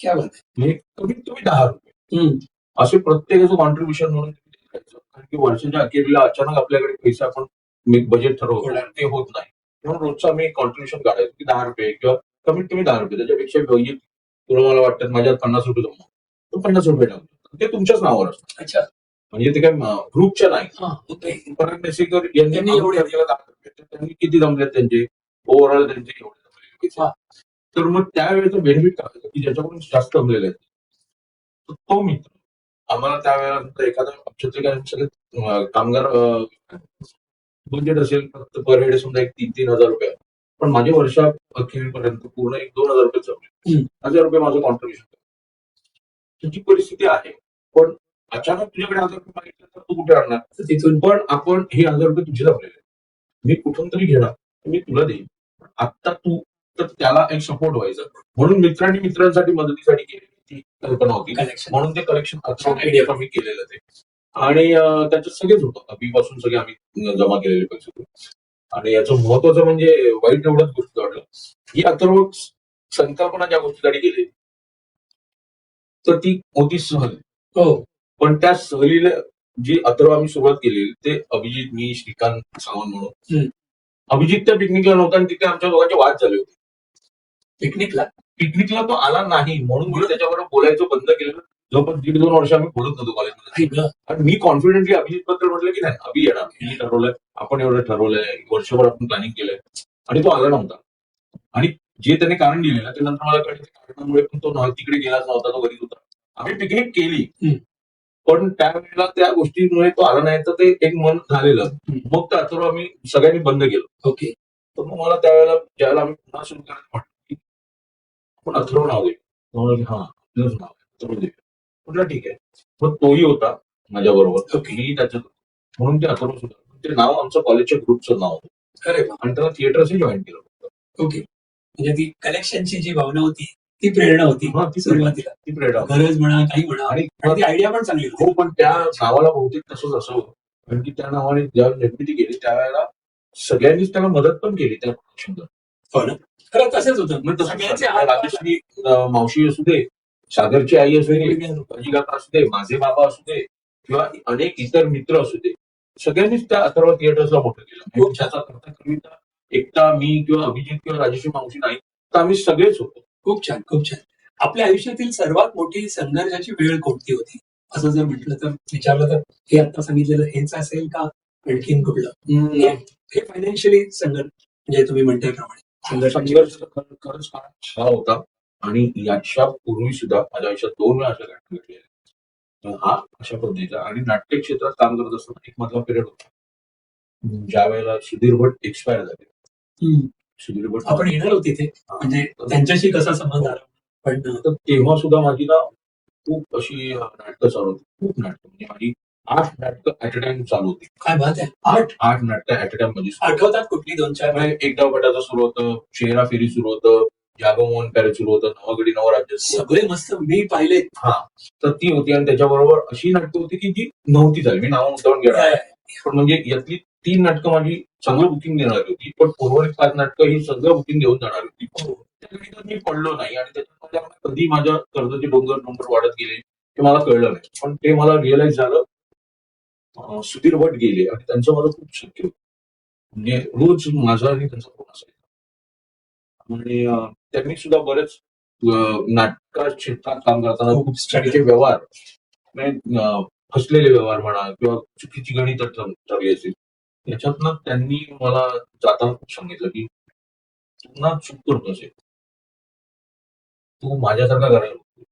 म्हणजे तर ते कधी स्वतःबद्दल इतरांबद्दल पटकन चांगलं बोलायचं, इतरांबद्दल म्हणजे कौतुक असतं. त्यांना नेहमी स्वतः मी कसं ग्रेट केलंय, मी कसं हे केलं ते, आणि ते त्यांचं होतं आणि केलं त्या माणसाने. हो. पण त्यांनी सुयोग पहिल्यांदा- त्यांचं सुयोग. त्यांचं म्हणजे थिएटर हो. सुयोग. पण पहिल्यांदा त्यांनी मला सांगितलं की पुन्हा मोहन वाघ व्हायला जा. मला आताही अंगावर काट आहे की मोहन वाघ व्हायला जा, सुधीर भट होऊ नको. क्या बात. पहिल्यांदा त्यांच्यावर ऐकलं होतं. याचा अर्थ तर ते नेहमी प्रत्येकाला सांगतात, तू ना स्वतःला रिसर्च कर, स्वतःला सुपरवाइज कर, स्वतःला अमुक कर. तसं मला त्यांनी सांगितलं की तू स्वतःला अभ्यास कर. म्हणजे काय, तुझी कुठली नाटकं झाली, म्हटलं अमुक अमुक अमुक. या नाटकात स्टार्ट मध्ये कोण नाही, म्हणजे काय चाललं, म्हटलं नाटक चाललं.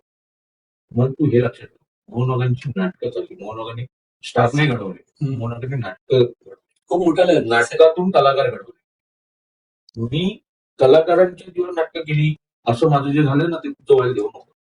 आणि तुझं तेच आहे, मी जे तुला ते करतोय की तू चांगली नाटकं निवडलीस आणि त्याला अनुरूप नट निवडले, म्हणून तुला यश मिळालं.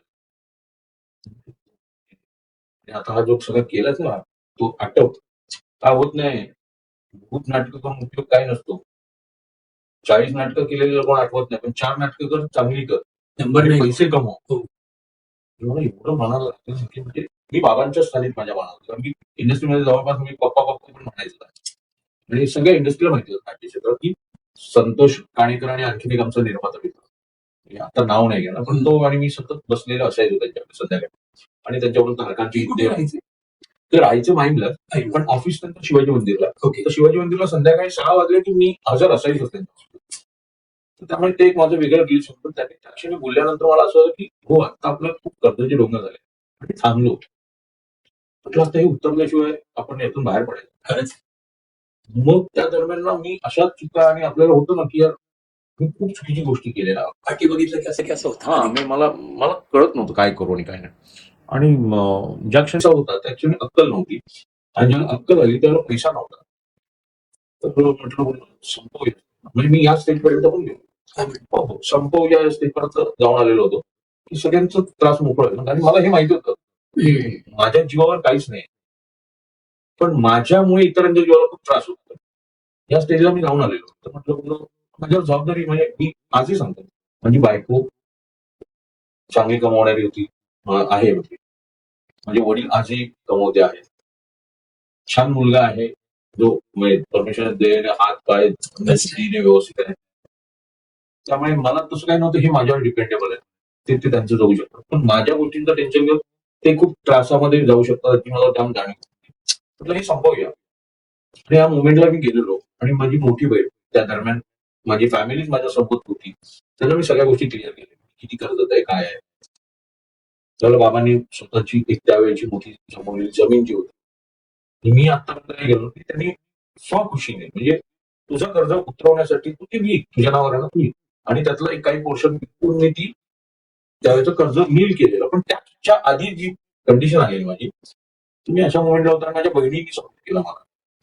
तर माझी मोठी बहीण माझ्यापेक्षा नव्हती, ती मला सतत दुपारच्या वेळेला फोन करायची, संध्याकाळी फोन करायची, कारण की मी टेन्शन मध्ये माहिती होतं, जेवलास का, आणि उगाच इकडच्या तिकडच्या गप्पा करायची.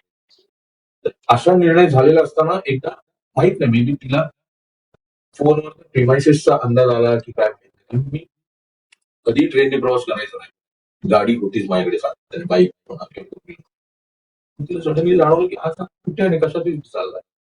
ती मला म्हणाली की पटकन असं काही म्हण, आपल्या घरातल्यांचं तुझ्यावर प्रचंड विश्वास केलंच नाही, बाबांचा तुझ्यावर प्रचंड, ती बाबा बाबा बाबा, तिलाही माहितीये की बाबांपेक्षा माझं मोठं काहीच नाही.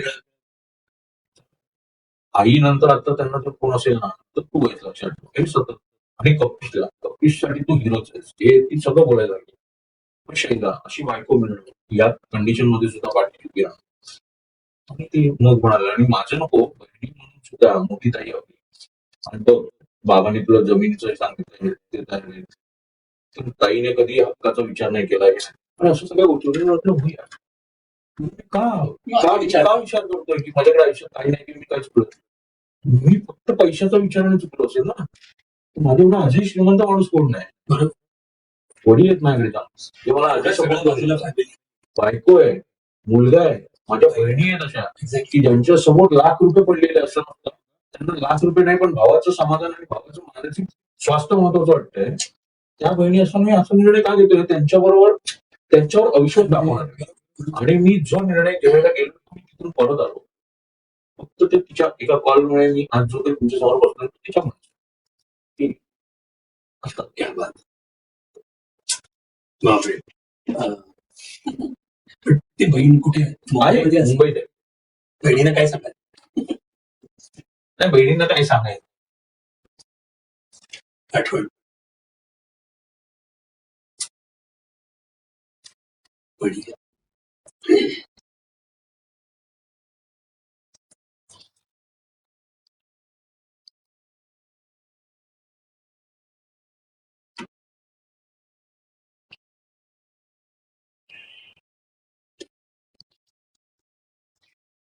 बहिणीवर माझ्या आईच्या स्थानी. ग्रेट. हॅट्स ऑफ त्यांना तुमच्याकडून. प्रश्नच नाही.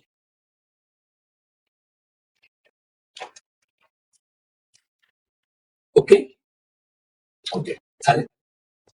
तुम्ही विजय केंकरे आणि विनोद लवेकर यांच्यासोबत काम केलं आहे, हो. तर त्यांच्याबद्दल काही मजेदार गोष्टी काही सांगू शकाल? विनोद बद्दल मजेदार म्हणजे, विनोद माझा स्ट्रगल दिग्दर्शनाच्या चांगला मित्र. ओके. आणि मजेदार म्हणजे म्हणण्यापेक्षा मी त्याच्याकडून खूप मजेदार किंवा काही आठवणी अशा बरोबरच्या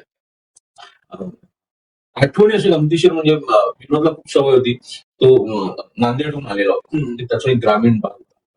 त्या ग्रामीण भागातून आला असल्यामुळे त्याचा एक लहेजा काही सुटत नव्हता, आणि ललित कला केंद्राचा तो विद्यार्थी. त्यामुळे तो विजय सरांच्या संपर्कात, कारण की ललित कला केंद्रामध्ये विजय सर अनेकदा लेक्चरसाठी जायचे, आणि ते त्यांचा परिचय. ओके. त्याला खूप वेगवेगळे शब्द असायचे, म्हणजे त्याला अनेकदा ना तो कोणाचं केसाचा विंग वगैरे तर सर त्याला सतत करेक्शन करतो. केसाचा वीगच असतो. केसाचा वीग किंवा केस नसतात, केस असतात. तो आजही म्हणजे किती मोठ्या दिग्दर्शकाला निर्माण, पण त्याच्यातला तो आजही त्याने ना तो ग्रामीण सोडलेला नाही, त्याने युमर सोडलेलं नाही. की मला खूप सच्चा आणि प्रामाणिक माणूस म्हणजे मला त्याचं खूप ते कौतुक वाटतं की नितळ येतो. असा मित्र मला मिळाला तो, पण मला त्याचंही कौतुक की तो माझ्या आयुष्यात आला. मी त्याच्या आयुष्यात येणार की तो माझ्या आयुष्यात आला. विनोद खूप नितळ आहे. आणि विजय सरांसारखं सांगायचं, विजय सरांसारखा माणूस नाही. म्हणजे मी पैशाशी पॅशनेट न किंवा पैशाच्या मागे न लागण्याचं मी जर कोणाकडून आलं असेल माझ्याकडे तर ते विजय सरांमुळेच आहे. कारण की त्या माणसाला मी काम केलं. त्याने कधीच पैशासाठी काम केलं. कित्येकदा आम्ही त्यांच्याबरोबर सिरियलला काम करत असताना त्यांना निर्मात्याचे पैसे मिळालेले नसायचे, पण ते आमचे पैसे देऊ नको. खरंच आहे. असे खूप कमी लोक असतात हो हो जे स्वतः पहिला नाही, कारण की मला डेफिनेटली माहिती असतं, कारण की त्यांचे व्यवहार मी बघायचो. म्हणजे आमच्या टीमचे पैसे घेणं, पैसे ठरवणं हे सरांनी माझ्यावर सोपवलं. तिथे पण अकाउंटचं तुम्ही हा ते मला झालं. आणि माझ्याकडे हे माझं दुर्भाग्य आहे की मला अकाउंट्स मधलं मी खरंच लोकांना खूप चांगलं गाईड करून मी अनेकदा अकाउंट्स मध्येच अडकलोय. पण हे मी म्हणतो ना की म्हणजे किती तुम्ही क्लिअर असाल किंवा तुम्ही यातलं तुला कळतंय, पण मी अडकलोय, मी फसलोय स्वतः. खरंच खरंच म्हणजे त्यावेळेला मला काही कळत नव्हतं तर मी फसलोय. तर तसं मुद्दा हा की विजय केंकरेच्या ते मला सगळं माहिती असायचं, पण त्या माणसाने कधीच आमचे पैसे अडवले. त्यामुळे ते मनात ना कुठे बॅक ऑफ द माइंड हे होतं की या माणसाला ना लक्ष्मी सतत प्रसन्न आहे. त्याचं कारण आहे ते तिच्या मागे धावले नाही. क्या बात. त्यांनी तिच्याकडे पाठ केली आणि कामाच्या मागे धावले. चांगल्या कामासाठी ते पुढे राहिले. लक्ष्मी आपसूक त्यांच्या मागे आली. खूप छान. मस्तच. त्यामुळे तो एक माझ्या बॅक ऑफ द माइंड सतत असेल की चांगलं काम केलं आणि तुम्ही पण पैसे तसे मिळतात. त्याच लाईन हा, वरती आपण आहोत. त्यामुळे आता आम्ही तेच विचार करून पैशाची तर गरज असतेच, पण पहिलं असते. नुसता पैसा बघणं जरुरी नाही. पण मी तुम्हाला सगळीकडे म्हटलं ना की ठरवून पैसे कमवता आले असते आणि हा जो व्यवसाय तसा असता तर प्रत्येक जण सगळे निर्माता झाले झाला असते. असता. हो हो हो बिलकुल बिलकुल. आणि खरंच. त्याच पॉईंट ऑफ व्ह्यू विचार करून काम कसं तुम्ही चुकीचा व्यवसाय निवडला असं वाटतं. मग पैशासाठी माझ्या वडिलांचा व्यवसाय जो आहे, तो आजही केव्हाही प्रॉफिटेबल. त्यांचा कुठला त्यांचा घासाचा व्यवसाय म्हणजे चारा, हो म्हणजे गाई घोडे यांना लागणारा चारा जो आहे. तर मी फक्त एकटा नाहीये, पण माझ्या फॅमिलीतले माझे काकांचे दोन्ही मुलं ते बाबांबरोबर आहेत. माझ्या मोठ्या काकांचा मुलगा त्याचं वैयक्तिक आता स्वतःचं करतो, पण ते त्यांच्या बरोबर असतात. ते सगळे एकत्र असतात, ते काम करतात. आणि त्यामुळे आमच्यात ते एक ट्युनिंग आहे आमच्या फॅमिलीमध्ये की बाबा त्यांच्यावर काम करतात, त्यांच्यावरती असतात. म्हणजे असं कुठेही नाही उद्या ज्या क्षणी ते काम करायचं थांबतील तेव्हा माझा त्याच्यातला शेअर काय असेल याच्या विचारात मी नाहीये हे त्यांनाही माहिती नाही. आणि आज ते जे काही करतायत ते त्यांचं आहे. त्यामुळे खूप ट्रान्सपरन्सी फॅमिलीमध्ये पण आहे. खूप छान. म्हणजे तो व्यवसाय केला असता तरी मला आज महिन्याला 6 महिने काम केलं आणि 6 महिन्यापासून पाहू शकतो अशा पद्धतीचा व्यवसाय आहे. पण ते नाही केलं ना मी. मग या क्षेत्रात आलं मी पुन्हा जर पैसाच विचार करणार असेल तर मग त्याच्यात आणि याच्यात फरक काय. मी इथे का आलो होता, मला क्रिएटिव्हली काम करायचं, मला काहीतरी आवड आहे म्हणून. क्रिएटिव्ह माइंड आहे. तर मला ते आवडीच्या मागे मला गेलं पाहिजे. पैशाच्या मागे गेलो तर मग ते मी फसणार आहे. मला ते जेव्हापासून केलं झालंय देवाच्या दयेने मला कधीच पैशाची कमी पडली नाही. So nice. आमच्या बेस्ट विशेस त्या बाबतीत प्रश्नच नाही. तुमचं शिक्षण आणि कॉलेज जीवन कसं होतं आणि त्यातले काही खास अनुभव सांगता येतील का? म्हणजे तुम्ही एमडी कॉलेज म्हणायचं ना, महर्षी दयानंद कॉलेज महाविद्यालय. तर काही तुमचं कसं होतं म्हणजे शिक्षण मी खरं आणि सांगतो, कॉलेज मी खरं सांगा. हो हो मी खूप कारण एन्जॉय आपण केलं. पॉडकास्टच्या अगोदर बोललेलो पण हो होतो. हो मी खूप एन्जॉय केलंय. मी शाळे एवढं तर माझं आयुष्य मी कुठेही एन्जॉय केलेलं नाही. क्या बात. शाळेत मी हिरो होतो असं म्हणायला हरकत नाही. वाव. की घरातून सपोर्ट होताच, तुझं छान शिक्षक होते, शिक्षकांचं खूप प्रेम होतं. शिक्षकांचा अभ्यासात मी नंबर 1 नसलो तरी एक लाडका विद्यार्थी होतो सगळ्यात बऱ्यापैकी शिक्षकांचा. आणि त्यांना माहिती होतं की हा खूप छान ग्रुप चालवतो, हा छान नेतृत्व करतो, हा स्पोर्ट्समध्ये नंबर 1 आहे, हा नाटकात उत्तम आहे. माझं वाचन खूप छान होतं नाटकामुळे का असेल. बिलकुल. त्यामुळे ते इंग्लिश असू दे मराठी असू दे त्याचं उत्स्फूर्त वाचन असेल, मग उद्या शाळेचा एखादा कार्यक्रम असेल तर त्याचं निवेदनाचं असेल किंवा काय असेल तर ते असायचं. मग कविता लिहिणं वगैरे अशा गमती जमतीच्या गोष्टी हा म्हणजे त्या आवडीच्या. म्हणजे त्यावेळेला कविता नाही आता नाही त्यावेळेला लिहायचो. म्हणजे मला मराठीच्या निबंधाचं शेवट माझं जाता जाता म्हणून मी असे 2 लाईनी लिहून घ्यायचो. त्या माझ्या शिक्षकांना खूप वाढवायच्या. खरा तुम्ही कविता लिहा तुम्ही. त्यामुळे त्या गोष्टी होत्या. त्यामुळे शाळेत हिरो होतो आणि शाळेत म्हणजे काणेकर म्हणजे माझं एक प्रस्ताव तयार करून माझं शाळेत व्हावं होतं की अरे हा संतोष आहे ना म्हटलं टेन्शन नाही. आणि तेच माझं शाळेत पासून कॉलेजमध्ये पण फॉलो. मी कॉलेजमध्ये लाईफ खूप एन्जॉय केली. म्हणजे कॉलेजमध्ये लेक्चर्सला नाहीच अटेंड केले असं म्हटलं तरी हरकत नाही. मजा केली मजा नाही आम्ही दोन्ही over rated. हा. नाही मी म्हणतो तुम्ही नाटकासाठी म्हणून तिथे खूप जण तिथे आता मी ऐकलेले आहेत काही जणांचे इंटरव्ह्यू की कुठे दुसरीकडे नाही म्हटल्यावर रुया बिया इथे मिळत नाही म्हणून इथे join झाले. हा आमच्या त्या पॅशनेट तसंच होतं. एकांकिकावाल्यांचं तसंच असेल. आमच्या दृष्टीने आम्ही डे पण कुठले साजरे नाही केले. हा. नाही इतर दिवशी रोज डे किंवा अमुक डे आमच्या कॉलेजच्या ग्रुपमधल्या मुली सुद्धा नाटकाच्या त्या कधी सॅटर्डे असायच्या. आमच्यासाठी तालीम डेच हा आमच्यासाठी डे असायचा फक्त. तो एन्जॉय हा तोच एन्जॉय म्हणजे तालीम नसली की आम्ही खूप नैराश्य असायचं आमच्याकडे.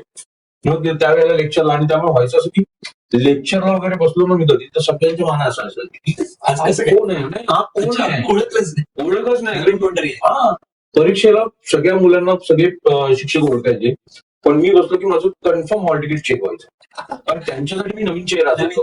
पण नाट्य क्षेत्राशी निगडीत जे शिक्षक होते त्यांना माहिती होतं तेव्हा संतोष काणेकर. पण बाकीच्यांसाठी मला असं व्हायचं त्यामुळे ना खूप अँबॅरस व्हायला व्हायचं की अरे आपण आपल्याच वर्गाच्या मुलांना पण माहित नाही आणि शिक्षकांना पण माहित नाही. बापरे. त्यामुळे ते हे व्हायचं. पण शाळेत तसं नव्हतं. हे कॉलेजचं झालं. शाळेत एन्जॉय केलं. शाळेत खूप एन्जॉय केलं. घरी माहिती होतं हो पण त्यामुळे काही तशी पण चिंता नव्हती. घरी मला कधीच त्या बाबतीत नाही. घरी मला शाळेपासून ते कॉलेजपर्यंत सातत्याने सगळ्यांना माहिती. म्हणजे कॉलेजमध्ये असताना पण सगळ्यांना माहिती आहे. म्हणजे कॉलेजची वेळ तर 7ची असते पण हा 7ला जात नाही. हा तालमी आमच्या 10 वाजता असायच्या. मग 10 पासून 6 वाजेपर्यंत कंटिन्यू शाळा कॉलेजमध्ये. वा वा. त्यामुळे ते सगळं घरातल्यांना माहिती होतं. मस्त मस्त. तुम्ही शिरीष जोशी बरोबर पण काम केलंय.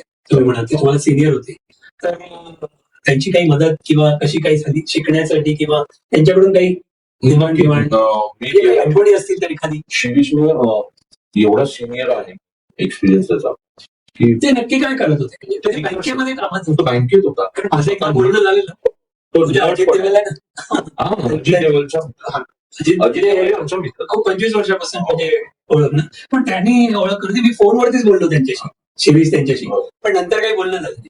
तर शिरीष सिनियर निर्माते दिग्दर्शकांकडे काम केलेला आमचा मित्र. हो त्यामुळे त्याचा जो एक्सपिरियन्स होता तो मला म्हणाल तर पेपरवर कसं असावं तर ते शिरीषकडून आम्ही प्रत्येकाकडून काहीतरी शिकणं असलं म्हणजे हे निश्चित साधं कोणाला तरी माहिती पण पडलं पाहिजे आणि आपल्याला पण त्यांना पण माहिती पण ऐकल्यावर बरं वाटलं अरे माझ्याकडून ही गोष्ट कोणीतरी शिकली. हो बरं वाटतं 100% मी शिरीषकडून आम्ही पेपरवर पेपरवर म्हणजे आपण नाटकाचं नाही दिग्दर्शन म्हणजे ओव्हरऑल म्हणजे त्याच्या नाटकाचंच नाही. तो कुठलीही गोष्ट त्याला जर म्हणाला शिरीष आपल्याला एखादा नवीन काम करायचं तो तुमच्याशी असं डिस्कस नाहीच का. तो पेपर घेणार तो पेन घेणार सिस्टमॅटिक का हा म्हणजे तो ओके काय करायचं नाटक मग तो फक्त नाटक लिहिलं. मग कुठलं नाटक आहे लेखक कोण दिग्दर्शक कोण मग त्याची कॉस्ट काय मग त्याच्यात कोण काम करणार याचं सगळं पहिलं डिस्कशन जे असतं ते त्याचं पेपरवर येतं. मग त्याच्यानंतर मग ते किती पॉसिबल आहे त्याचे काय होऊ शकतात परिणाम मग त्याचं इकॉनॉमिक्स काय असतं हे सगळं पेपरवर असणार. त्याचं पेपरवर म्हणजे फक्त दिग्दर्शनाच्या बाबतीत मग दिग्दर्शन करताना सुद्धा त्या गोष्टी आम्हाला खूप याचा त्रास पण होतो आणि इतर दिग्दर्शन एवढं डिटेलिंग एवढं काम केलं जायचं नाही त्यावेळेला आम्हाला त्रास व्हायचा कारण की आम्हाला ना ते डिटेल काम करायची सवय झाली. सवय झाली शॉर्ट डिव्हिजन जर स्क्रिप्टर नसेल आधी नसेल एक्झॅक्टली आम्ही फ्लोअरवर गेल्यावर असे घाबरून जायचो जे आताच्या दिग्दर्शकांना सवय आहे अगदी अगदी की त्यांना फ्लोअरवर जातात आणि दिग्दर्शन करतात. बिलकुल. पण शिरीषने आम्हाला कधीच तसं दिग्दर्शन शिकवलं नाही. उद्या काय सीन शूट होणार तिथे काय प्रॉपर्टी लागणार तो सीन कुठल्या लोकेशनला कोण कसं बसणार कोण कुठून कशी मोमेंट घेणार कुठे ट्रॉली फिरणार कुठे पॅन होणार कुठे झूम होणार कुठे फोकस आउट फोकस होणार आहे याचा सगळ्या साहित्य स्क्रिप्टवर असायचं. म्हणजे ती एकदा कॉपी दुसऱ्या दिवशी सेटवर गेली तर आज दिवसभरात आपण काय करतो हे कलाकार तंत्रज्ञ तिकडचा शॉटवाला मेकअप या सगळ्यांना माहिती असेल की लंच पर्यंत आपण काय काम करणार की ह्या सीन मधलं काय डिव्हिजन होणार आहे मला कशा पद्धतीने आत्ताच मास्टर रायटिंग करून ठेवलं पाहिजे म्हणजे मला क्लोज कटिंगच्या वेळेला कमीत कमी वेळात काम करता येईल. हे सगळं व्हायचं ते शिरीषमुळे व्हायचं. ग्रेट. तो आदल्या दिवस आपल्याला वाटायचा यार बारीक पण त्याच्यामुळे निर्मात्याचं 10 तासात ना ती जवळपास 1.5 एपिसोडचं काम निघायचं जे आजच्या घडीला तसं करत नसल्यामुळे आणि बऱ्यापैकी आता बँकिंग पण होत नाही लेखनाची त्याला फक्त लेखक नाही इतर सगळी अनेक माध्यम त्याच्यामुळे होत नाही. त्यावेळेला आमच्याकडे बँकिंग असायचं आमच्याकडे 8-10 एपिसोडची बँकिंग असायची.